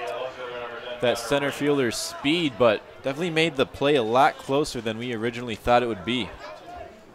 Up now for the Bulldogs, it's the left fielder Gunnar Rainey looking to extend this lead. First pitch from Walker. Outside, it's going to roll down the line, but luckily roll foul. Marshall had to just olay his battery mate Walker.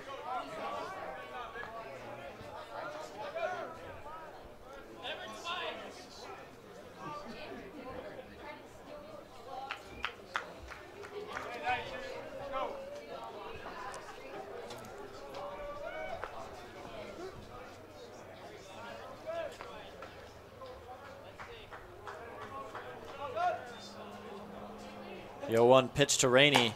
Big cut there. He was fishing for something, but line is empty and it's 0-2.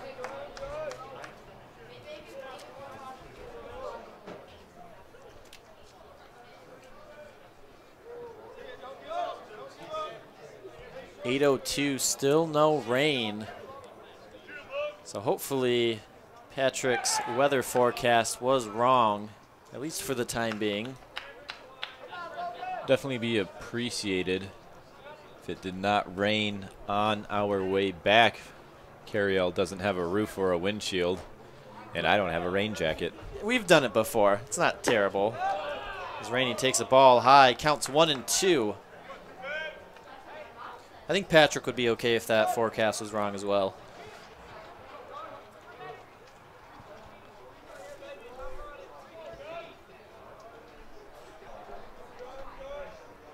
O'Keefe at third base, Sharing at first. The 1-2 pitch in the dirt, Sharing off for second base. And he gets past the tag, safe. He has the swipe. There are now 2 runners in scoring position. 2-2 count on Gunnar Rainey.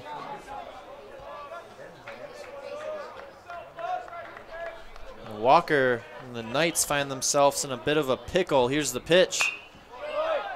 Slaps that outside one, foul out of play.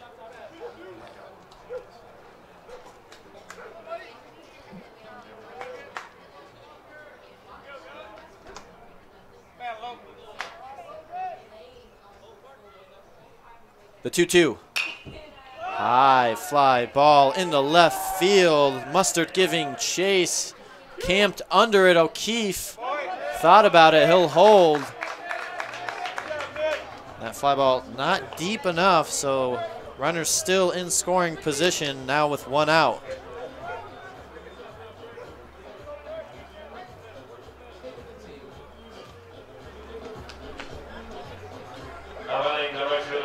We'll let it play twice today. It's Tristan Richardson up to bat, his trademark song.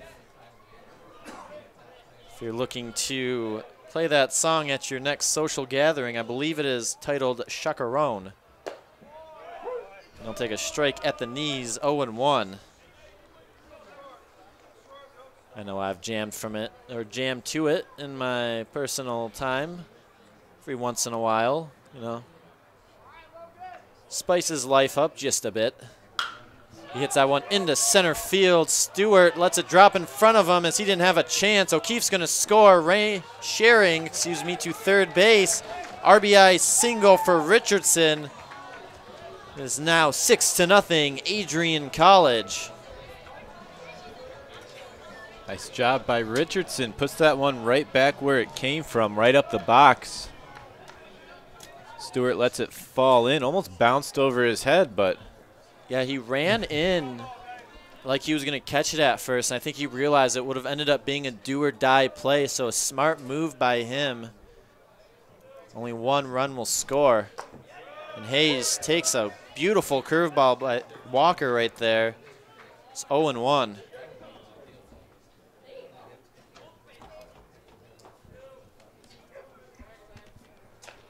The pitch. This curveball falls outside, evens it up at 1 apiece.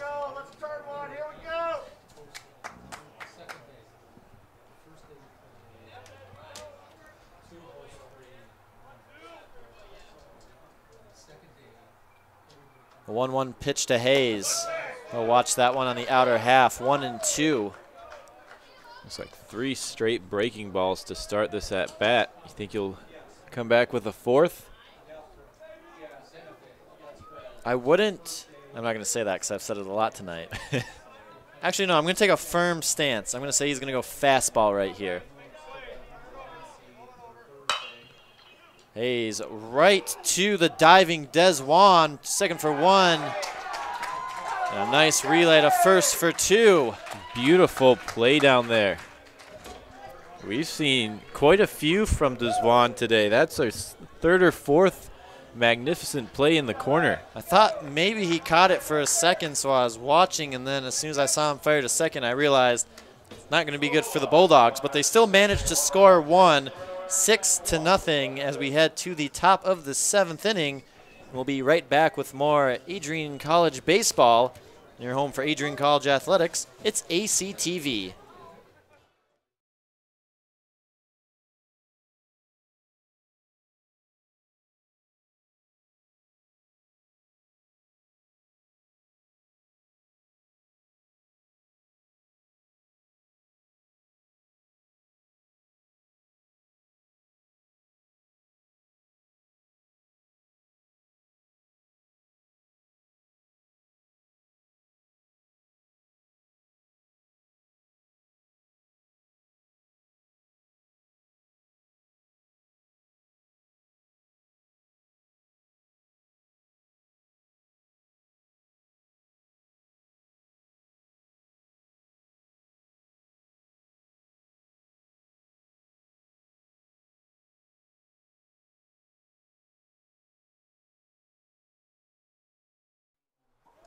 Jordan Williams gets back to work here in the top of the 7th inning.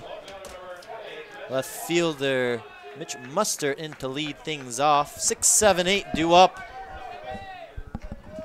They're still trying to scratch across a run against freshman Jordan Williams.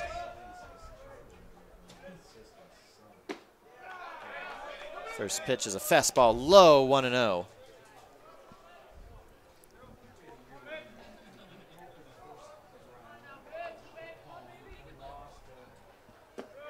Another ball low, 2-0 on Mustard.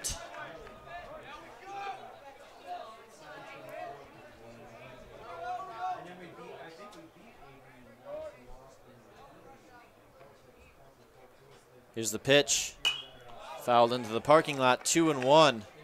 So a lot of good movement on his fastball here in the 7th inning. Definitely good to see if you're a Bulldog fan. The 2-1 pitch to Mustard stays high, 2-2. Now it seems like every time there's a great senior pitcher leaving the Bulldogs rotation, there's always a freshman coming up that kind of shows that this rotation will stay in good hands. That hit by Mustard into center field, but right to Schering for out number 1. But our freshman year, which was also Tommy Parsons' freshman year, there was Eric Schmidt, who was kind of their rock-solid guy. He was the one that Tommy broke the record for Adrian College career wins a couple weeks ago. So when Schmidt was leaving, Parsons was coming up, and they relied on him for these past 3 years. And now that Parsons is out the door, it looks like Williams could be that man. That hit by Marshall in the hole. Hayes can't handle the pick. And Calvin has a man on with 1 out. Yeah, Williams doing an excellent job so far this year. As we said, he leads the MIAA in ERA. We also have Pierce Banks, the Mid-East Rookie of the Year. And Mo Hanley, he did a terrific job in Calvin yesterday. So far only doing work out of the pen, but possibly an arm that Rainey could use on the mound in start situations next year. There's a ground ball through the hole by Stewart, a base hit. Marshall will move up to second base. Calvin once again has something cooking here with 1 out.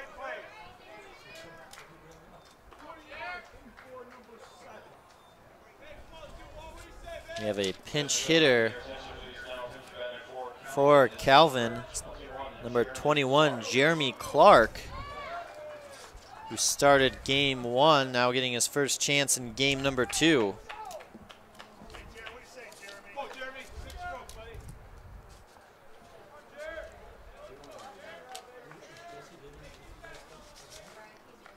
Jordan Williams finding himself in a bit of trouble right here.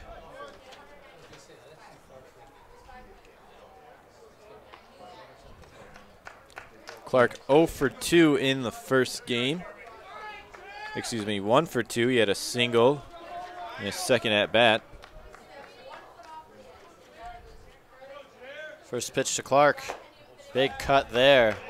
He was looking to dig into this Bulldog lead, and instead it's 0-1.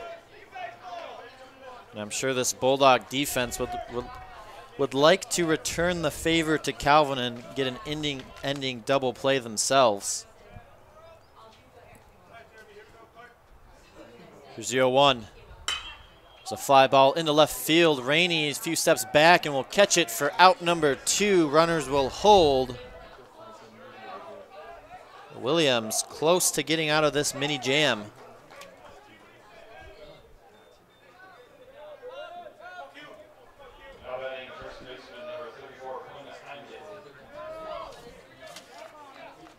I'll bring us back to the top of the Calvin Knights order.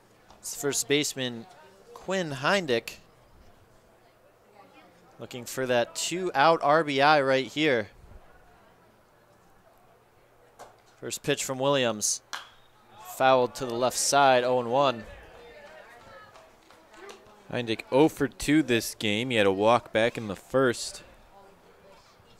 Had that sinking liner to Richardson and Wright his last at bat.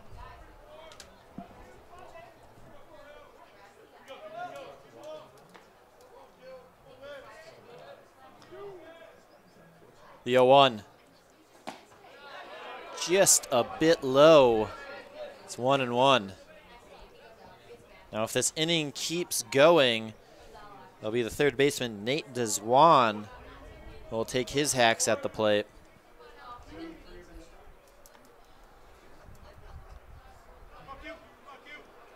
Calvin still looking for their first run of game number 2. There's a ground ball over to Torreno at second.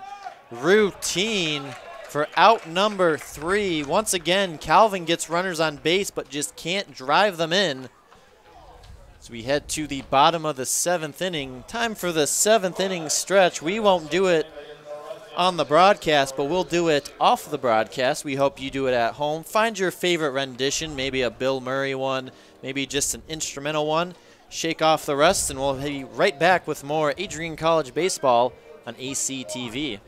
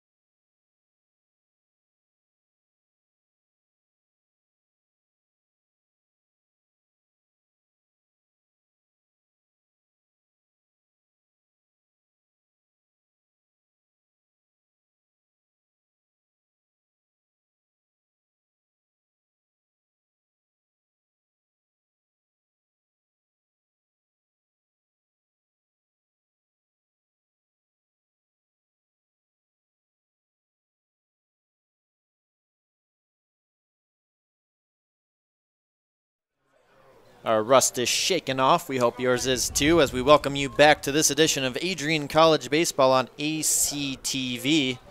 Jordan Torreno digs in to lead things off, and just like that, a pitch to the shins and a man on board for the Dogs.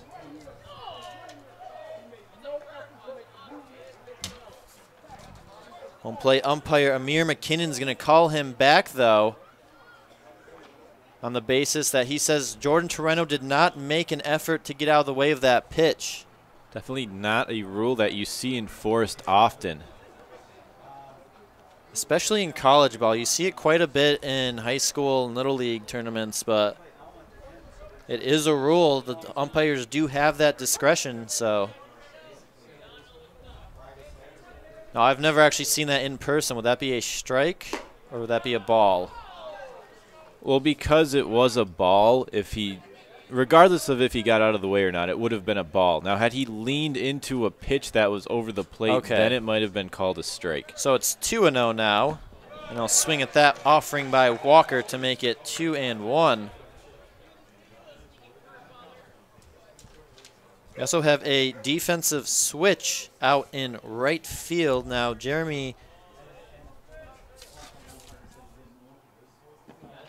Redfield. No, that's not what it was. I'm going to find it right here.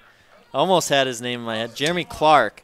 My apologies, Jeremy. He pinch hit for the right fielder, Kyle Houts. Instead of going in to play defense for him, it is now Redfield who's starting game one. He is out in right field. Torreno will draw the walk, so he still ends up on first base. I think we have our bases covered now.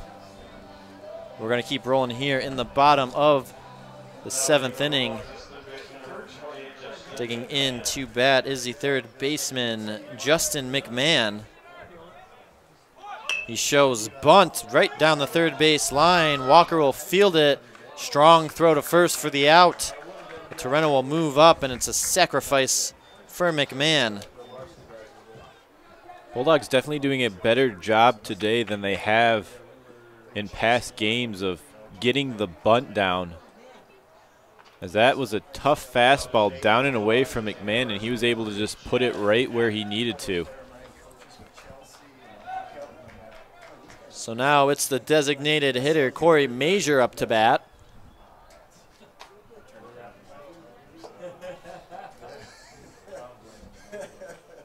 First pitch from Walker. Curveball inside, 1 ball, no strikes. Major 0 for 1. He's got 2 walks on the day, though.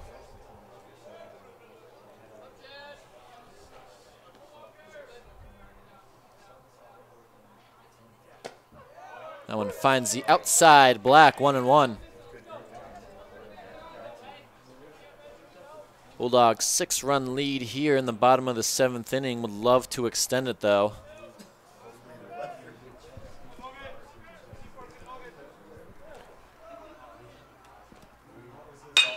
There's a ground ball. We'll go to third with it. And Torreno once again under the tag as the Bulldogs. That seems to be the theme today.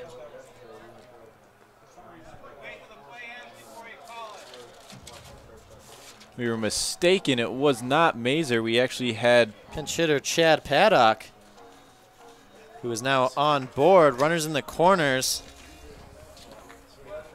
Coach Reipel is going to argue that. He thinks that the tag was in time, but to no avail. Bulldogs, runners in the corners with 1 out. It's now catcher Frankie Resto up to bat. We apologize to Jeremy Clark. We now apologize to Chad Paddock.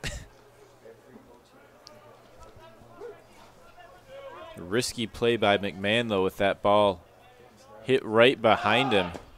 Frankie shows bunt again. Looking for his 3rd one of the day. If he's able to do that, that would tie a school record, single game record. Brian Killinger also had 3 sacrifice bunts in a game last season. Frankie shows bunt again, this one in the turf. It's 1 ball, 1 strike.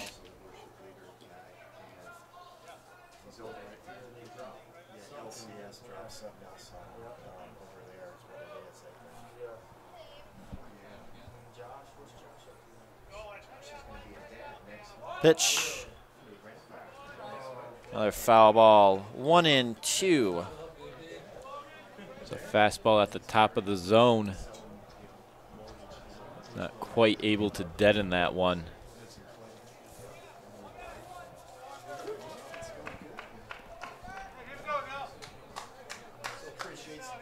One ball, 2 strikes on Frankie Resto. Walker gets his sign from Marshall. The pitch fouled into the parking lot, and he stays alive.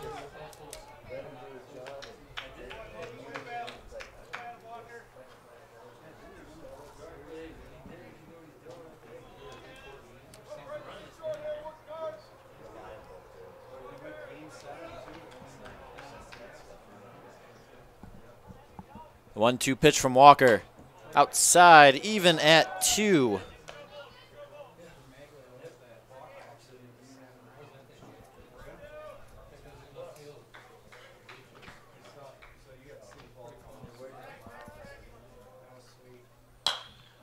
Flare into left field. That's going to fall in front of Mustard for a base hit. Torreno's going to score, and it's an RBI single for Frankie Resto. Make it 7-0 Bulldogs.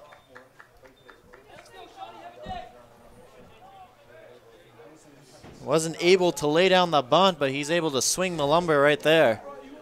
It's another little hook job.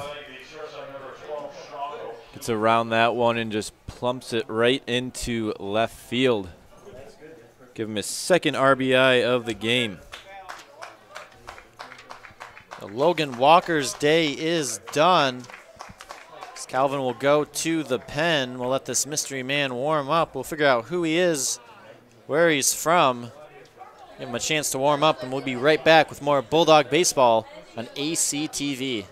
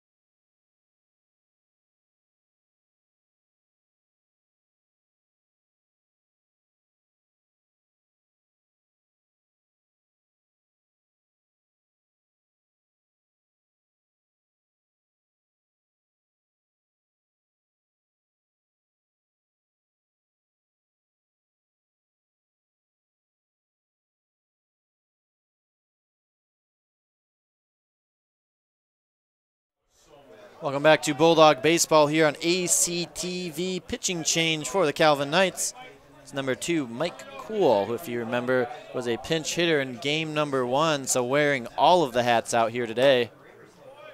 And his first pitch is a strike to the shortstop, Sean O'Keefe. The sophomore has made 8 appearances on the year, 6 innings of work. Has struck out 3 batters, walked 4, has got a 6 ERA.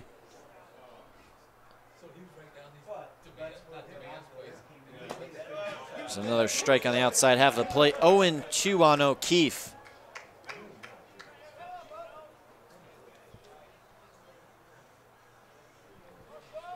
Chad Paddock on second base. Frankie Resto on first. Still only 1 out. 7-0 Bulldogs here in the bottom of the 7th inning. The hot shot back up the box for a base hit. Paddock's going to score easily.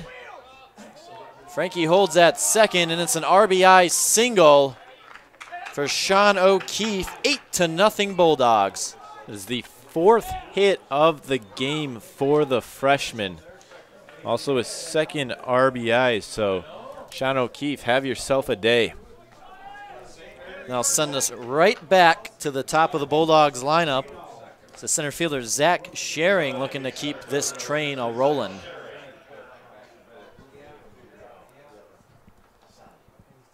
Pitch from Cool. Low and outside for ball 1.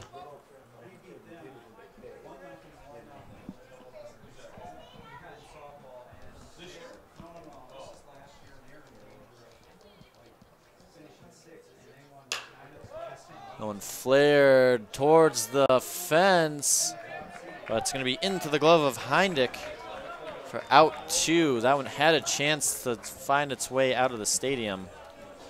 A nice job by Heindick to stay with it. Yep, made the catch right up against the fence. So it's now Gunnar Rainey who's going to try to drive in a couple runs with 2 outs here. And Cool trying to get out of the jam.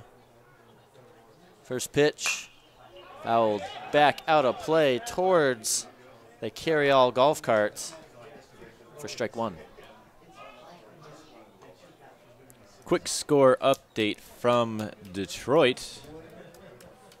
It is now 3-0 Yankees in the top of the 5th.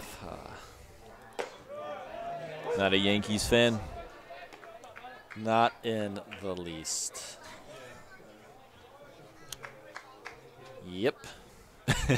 Patrick was here, I'd start talking smack about the Red Sox. They're actually the best team so far. They're up 6-1 against Baltimore in the 3rd. It's early. It is early. It's a big swing and a miss there by Schering. Will end the inning. Or excuse me, by Rainey. But not before the Bulldogs score 2 runs to make it 8-0. We head to the top of the 8th inning.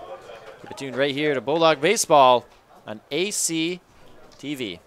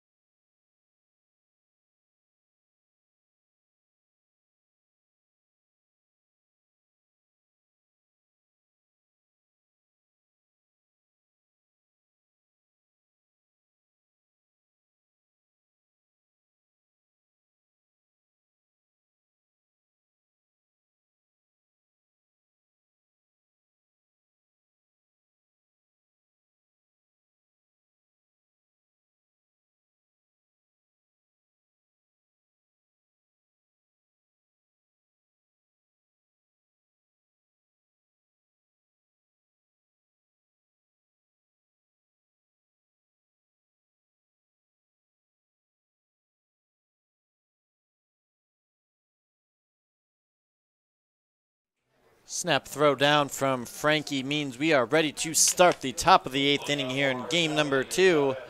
8-0 Adrian College over the second place Calvin Knights. It's third baseman Nate Deswan digging in to lead things off. Jordan Williams still no runs given up, looking to continue that run of no runs. And it's 1-0. Deswan 0 for 3 this game with a couple of strikeouts, but has certainly made up for that in the field with some dazzling plays. He fouls that one over the third base dugout for a foul, 1-1. Yeah, that nice diving stop to start that double play 2 innings ago. A couple nice backhanded plays up the line. Take a big hack there, 1-2. Always good to see the third baseman flash some leather. He certainly held down that hot corner here today. The 1-2 pitch from Williams, another foul into the netting, and he stays alive.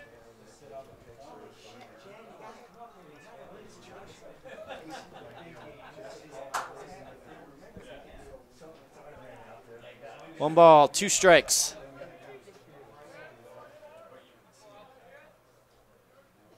Williams will step off and reset.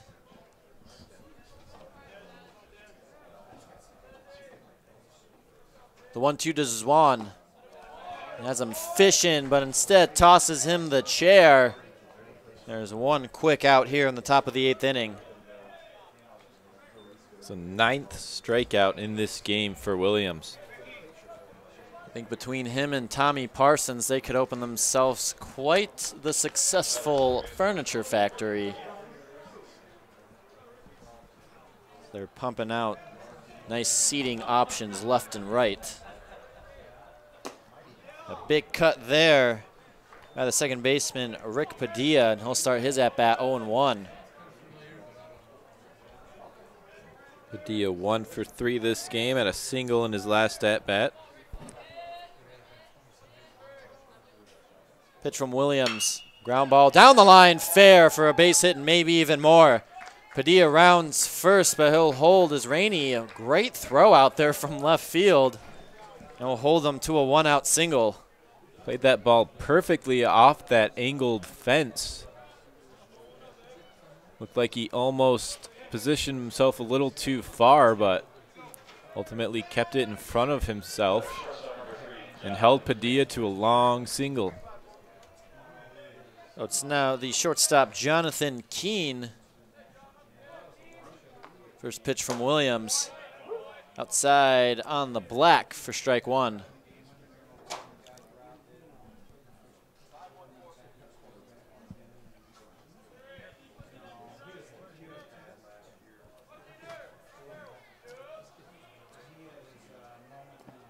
Ball blocked in the turf by Frankie. Padilla will have to hold that first. It's 1-1.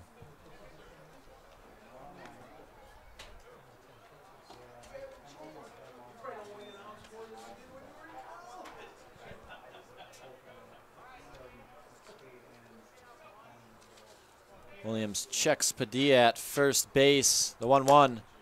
Outside, 2-1. That single, the 5th hit of the night for the Calvin Knights. Still unable to scratch across any runs. 2-1 pitch.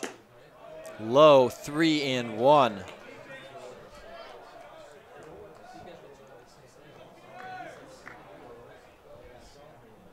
Bulldogs light action in the bullpen just in case.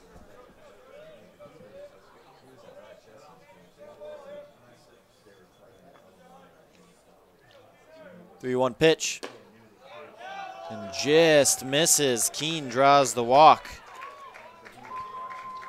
Once again, Calvin has something cooking. Runners on first and second with only 1 out.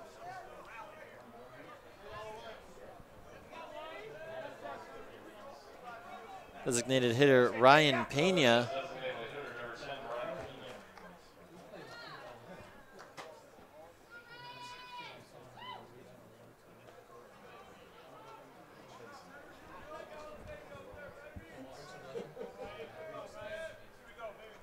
Pena hitless in 3 at-bats today, or rather this game. Had 2 hits in the first game of this doubleheader. He fouls that one straight back. It's 0-1. Are you ready for the last Calvin College factoid?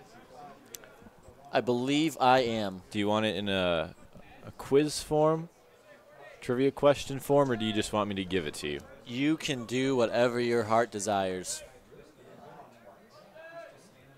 I'll have to think about it. You haven't done so hot on the trivia so far today. Well, Williams fires a strike at the letters. Calvin dugout not happy. Pena in the hole, 0-2.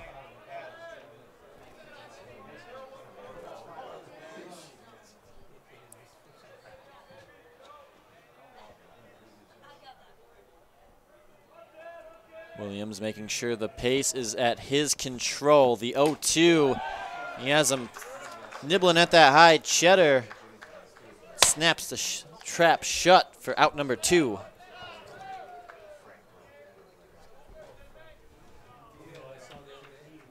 Coach Rainey is going to come out and get Jordan Williams. He's not happy about it, but great performance by the freshman.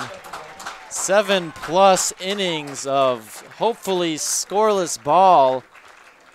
If they can strand these runners on base, and even if they come in, what a performance against this Calvin Knights baseball team, who are second in the standings, able to stifle them.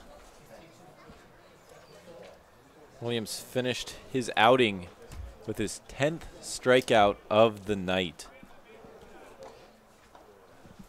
It's Jason Schrader who's going to come in relief. We're going to keep it right here, Adrian College TV, and I think Cody owes us a stat right now, or maybe not a stat, but more of a factoid. Well, I'll ask you in a trivia question form if I can get my words out, because I kind of teased it earlier on our way out to the field. I said that a Calvin College alumni is a current politician that you should know. She is in Trump's cabinet. Her father is also an alumni of Calvin College, a businessman, was the co-founder of Amway. DeVos? It is Betsy DeVos. Richard and Betsy DeVos. They are alumni of Calvin College. Now, I knew she was from Michigan. I was unaware that she went to Calvin. Yes. She's the current Secretary of Education. And as I said, her father, Richard, is the founder of Amway and the current CEO of the Orlando Magic basketball team. We'll see if Schrader can show a little magic on the mound. In 6 appearances so far this year, he's got a 2-1 record. He's made 3 starts, 17 innings of work. He has 14 strikeouts, 11 walks, and as we said last year, not as much this year, we haven't seen him, but it was what is known as effectively wild, because the batter gets a little timid in the box, doesn't quite know where the ball is going to go, but Schrader throws enough strikes to kind of capitalize on that timidness. And when he can throw enough strikes, he's effective. It's just a matter of if he can find the zone.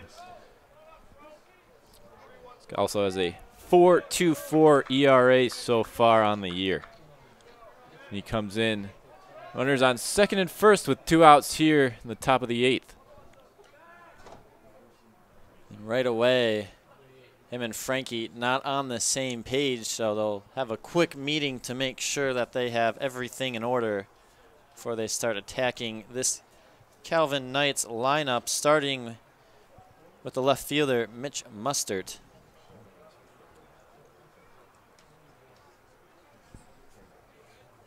Mustard's 0 for 3 so far in the game. He has put the ball in the air every at-bat so far.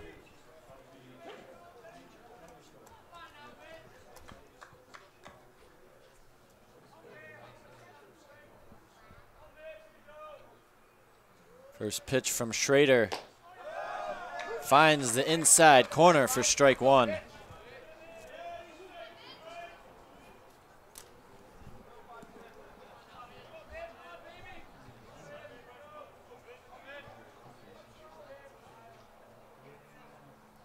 Padilla on second base, Keen on first.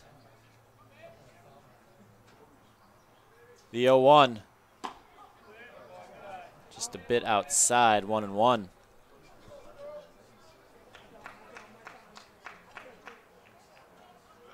Time is called.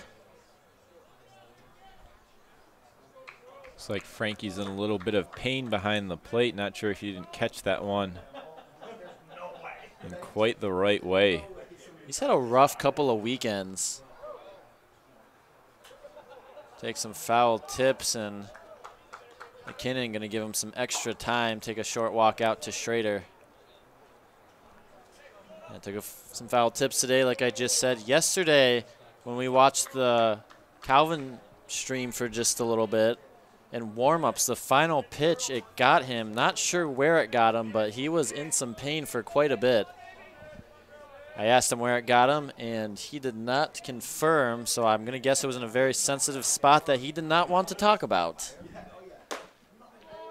Fastball runs inside, 2-1.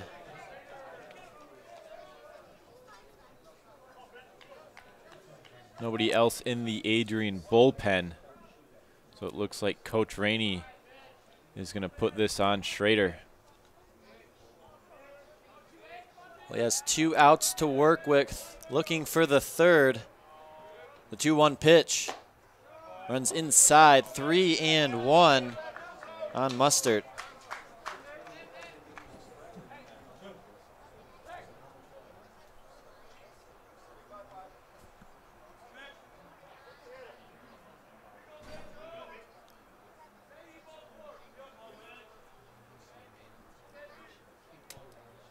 Pitch to Mustard. Fouls that one back. Counts full, 3-2.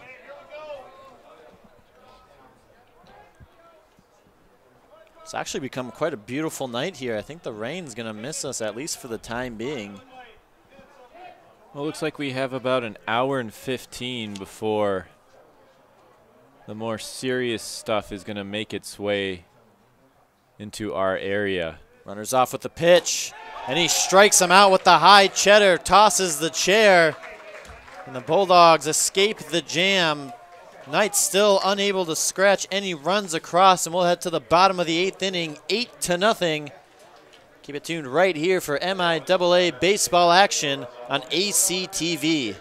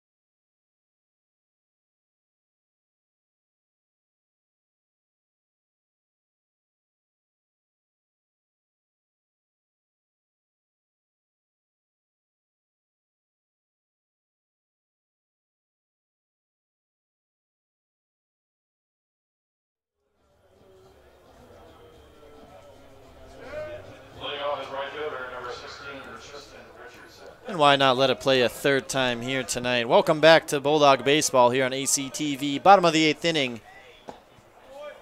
8-0 Adrian College. Right fielder Tristan Richardson takes a strike from pitcher Mike Cool. Will start his 2nd inning of work. Fastball runs outside and past Marshall's glove. It's 1-1.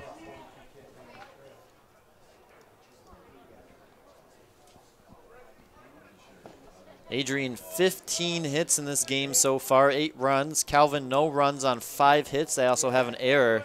And a big bender there by Cool finds the strike zone. It's 1-2.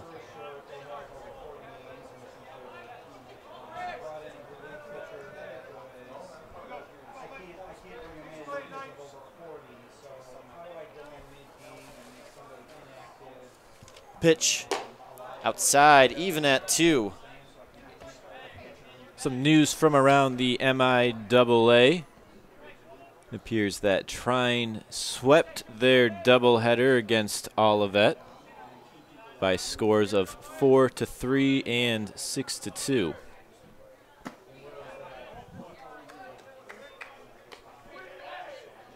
Full count now on Tristan Richardson.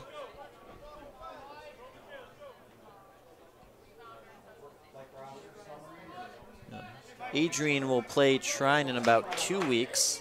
Play Albion next weekend.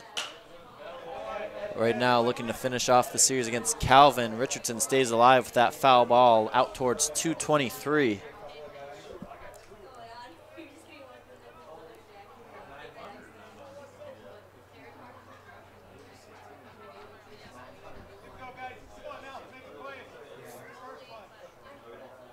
3-2 from Cool. High, and Richardson draws the walk here in the bottom of the 8th inning.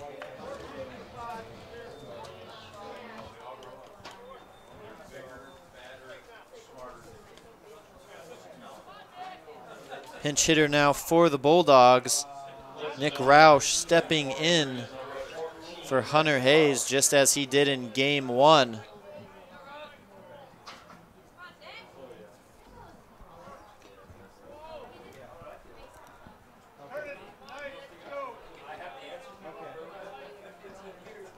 Roush 1 hit and 4 at-bats so far this year.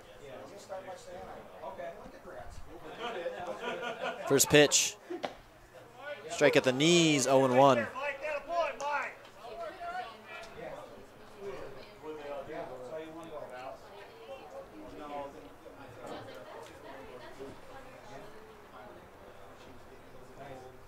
Cool gets his sign from Marshall. The pitch. This one at the belt. Quickly 0-2.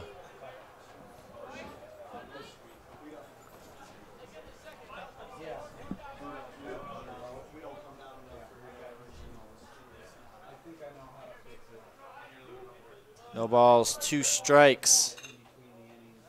Cool, step off and reset.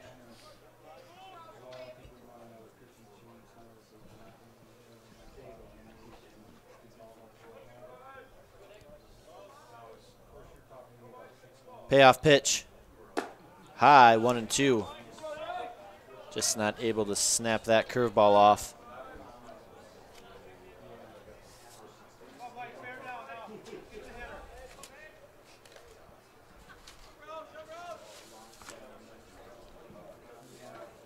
The 1-2 pitch. Skied high, but foul out of play. Still waiting for a car alarm to go off. I heard one go off earlier, but it had nothing to do with a foul ball. So I'm not quite sure what it was about. Just anticipation. It was scared. It knew it was in a danger zone. The 1-2 pitch again, and rings him up on the outer black for strike 3. Bulldogs now have 1 down. Nice sequence there by Mike Cool.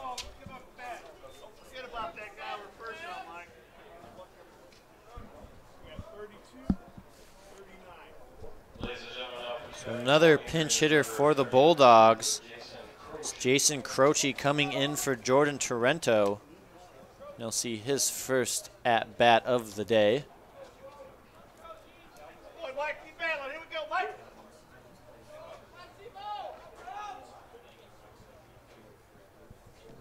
First pitch. Outside again, 0-1. Really working that outer half of the plate. Croce 2 for 9 so far on the year, has driven in a run and scored one himself. That one in the turf, picked by Marshall. It's 1-1.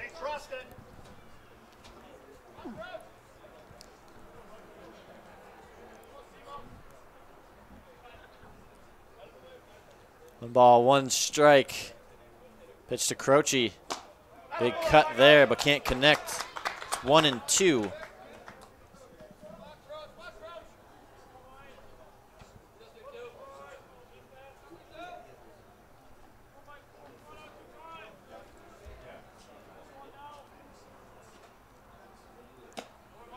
Tries to get him chasing the off speed, but Croce, patience at the plate. It's even at 2-2. Knights looking for a double play ball to end the inning. The pitch from Cool, big cut. I think they'll take that one instead. Second strikeout in a row by Mike Cool. They're now 2 down here in the bottom of the 8th inning.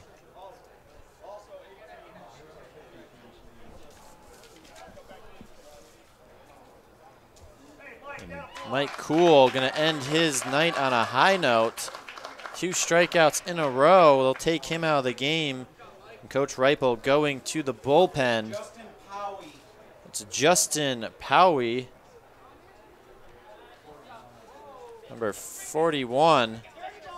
Sophomore out of Grand Rapids, Michigan. Now that we know who the mystery man is, we'll still give him some time to warm up, and we'll be right back with more MIAA baseball on ACTV.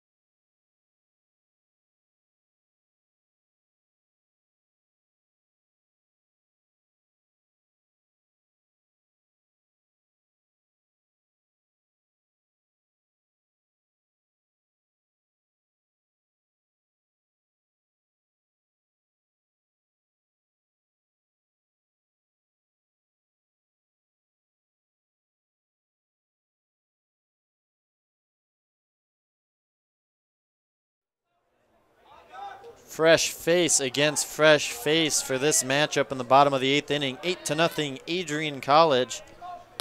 Justin Powie on the mound, and he'll fire a first pitch strike to pinch hitter Brian Guck, who's in place of the third baseman Justin McMahon.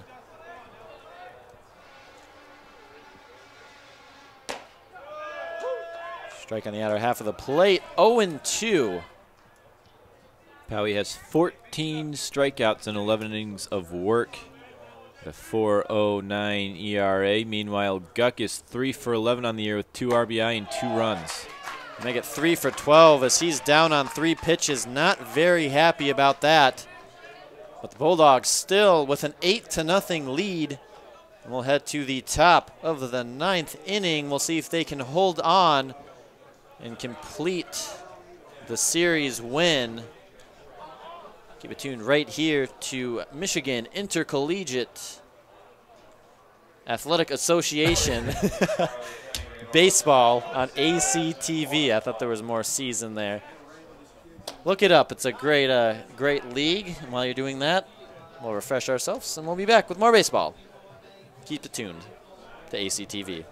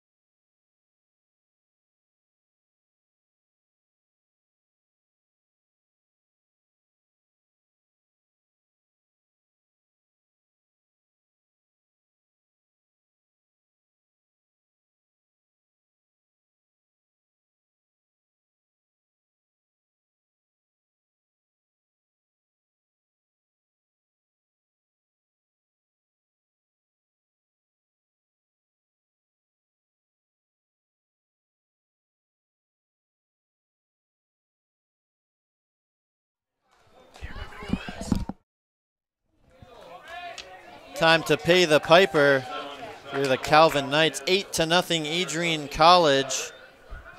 A couple of defensive changes for the Bulldogs. We're going to get those sorted away right now. But Jason Schrader on the mound looking to close this game out. And it's a big swing right there by pinch hitter number 17. That's Brady Cyrick for strike one.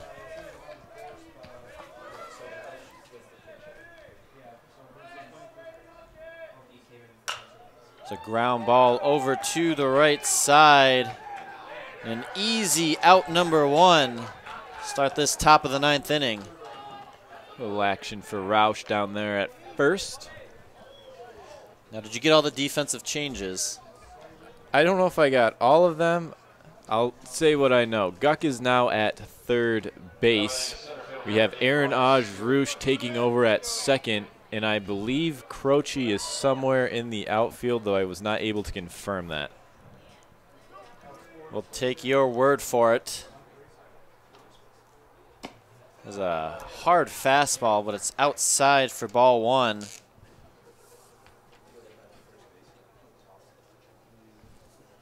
Center fielder Ryan Stewart up to bat, making sure that we didn't miss another pinch hitter in there. 1-0 pitch from Schrader. Outside on the black. 1-1.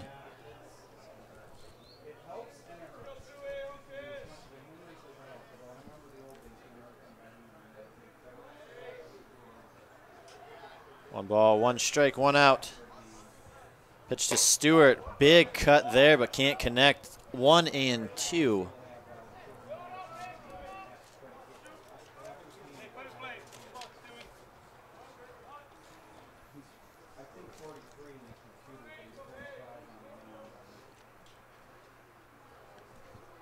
Payoff pitch from Schrader. Hard ground ball. Arjoush able to scoop it up and throw on to first. 2 up, 2 down. The Knights down to their final out.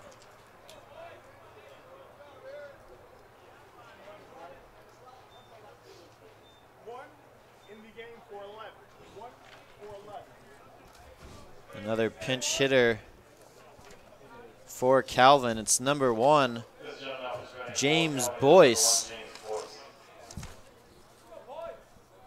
He's batting in place of Bo Redfield. Calvin's finals hopes lie on his bat. So he'll take a strike right at the belt, 0-1. Well, after this series, the Adrian Bulldogs head to Earlham on Wednesday, 4 p.m. First pitch for that game. They then come home to face the Albion Britons starting with first pitch 1 p.m. That game on Saturday. Boyce now quickly in the hole, 0-2. Calvin down to their final strike. Schrader trying to give it to him right here. The payoff pitch. Little nubber off the end of the bat. Arjoush charging, will flip to first, but he can't handle the ground ball. And Boyce keeps Calvin's hopes alive. He's now on first with 2 outs. See if they mark that as a base hit. A slow roller would have been a tough play, regardless of if he had fielded that cleanly. We head back to the top of the Calvin order. It's the first baseman, Quinn Heindick.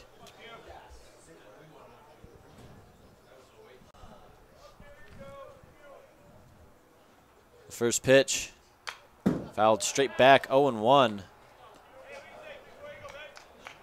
It looks like Schrader's strategy is going to be throwing straight gas at these Knights.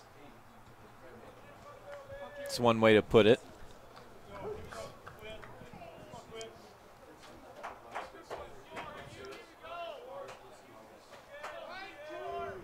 Schrader checks his man, the 0-1 pitch, high, 1-1.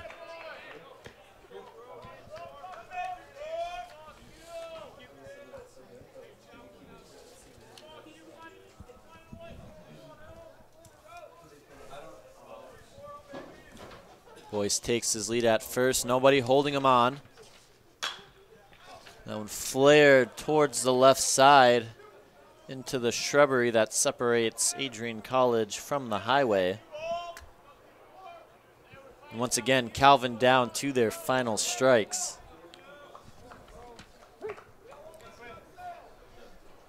1 ball, 2 strikes, 2 outs, 8-0 Adrian College. Pitch from Schrader. Another ground ball. This one on the first base side, still foul.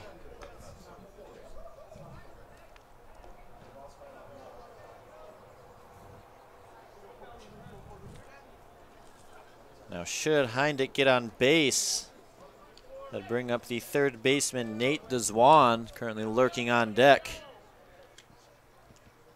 The 1-2 pitch from Schrader. Big swing and a miss. He tosses him the chair to end the game. And the Bulldogs complete the doubleheader sweep and take the series 3-1. Great performance all around today by the Bulldogs. But Cody, what did you see that stood out in both games? Definitely dominating pitching. Starting pitching, first with Parsons with the near shutout. And then Jordan Williams, who really, this is the first time we've been able to see him today. And we know why he is leading the MIAA in ERA. Just a nice, hard fastball. A lot of running action into the right-hander that he's able to locate, especially at the top of the zone, and able to mix in a tight little breaking ball that's able to throw the hitters off balance. And then, as we saw in the earlier inning, in the second inning it actually was, Bulldogs able to get the bunts down. Just 3 straight bunts. Have not seen that yet by Adrian yet this year. And some more timely hits, and definitely a nice way to end this series, taking 3 of 4 from Calvin. And we were talking earlier before the series even started, this is a series that you might be happy with a split the way that the standings fall, but 3 of 4, they are definitely in the driver's seat with the remainder of their MIAA schedule coming up. Exactly. Well put, Cody. Adrian able to take a commanding control of first place in the MIAA. And a lot of great things, as you said, this young team really starting to come around. A lot of early season errors, but it looks like they're starting to figure it out, and they're really playing up to that Bulldog baseball standard. They take game 2 by a score of 8-0. Game 1 today by a score of 5-1. Beautiful day to play too, and that's just what we did here at Nicolay Field. Thank you everybody for tuning in once again to Adrian College Baseball on ACTV. This has been Robbie Alexander with my colleague Cody Alexander. Have a great weekend. Enjoy the warm inside. Stay away from that nasty weather. And as always, keep coming back to Adrian College TV.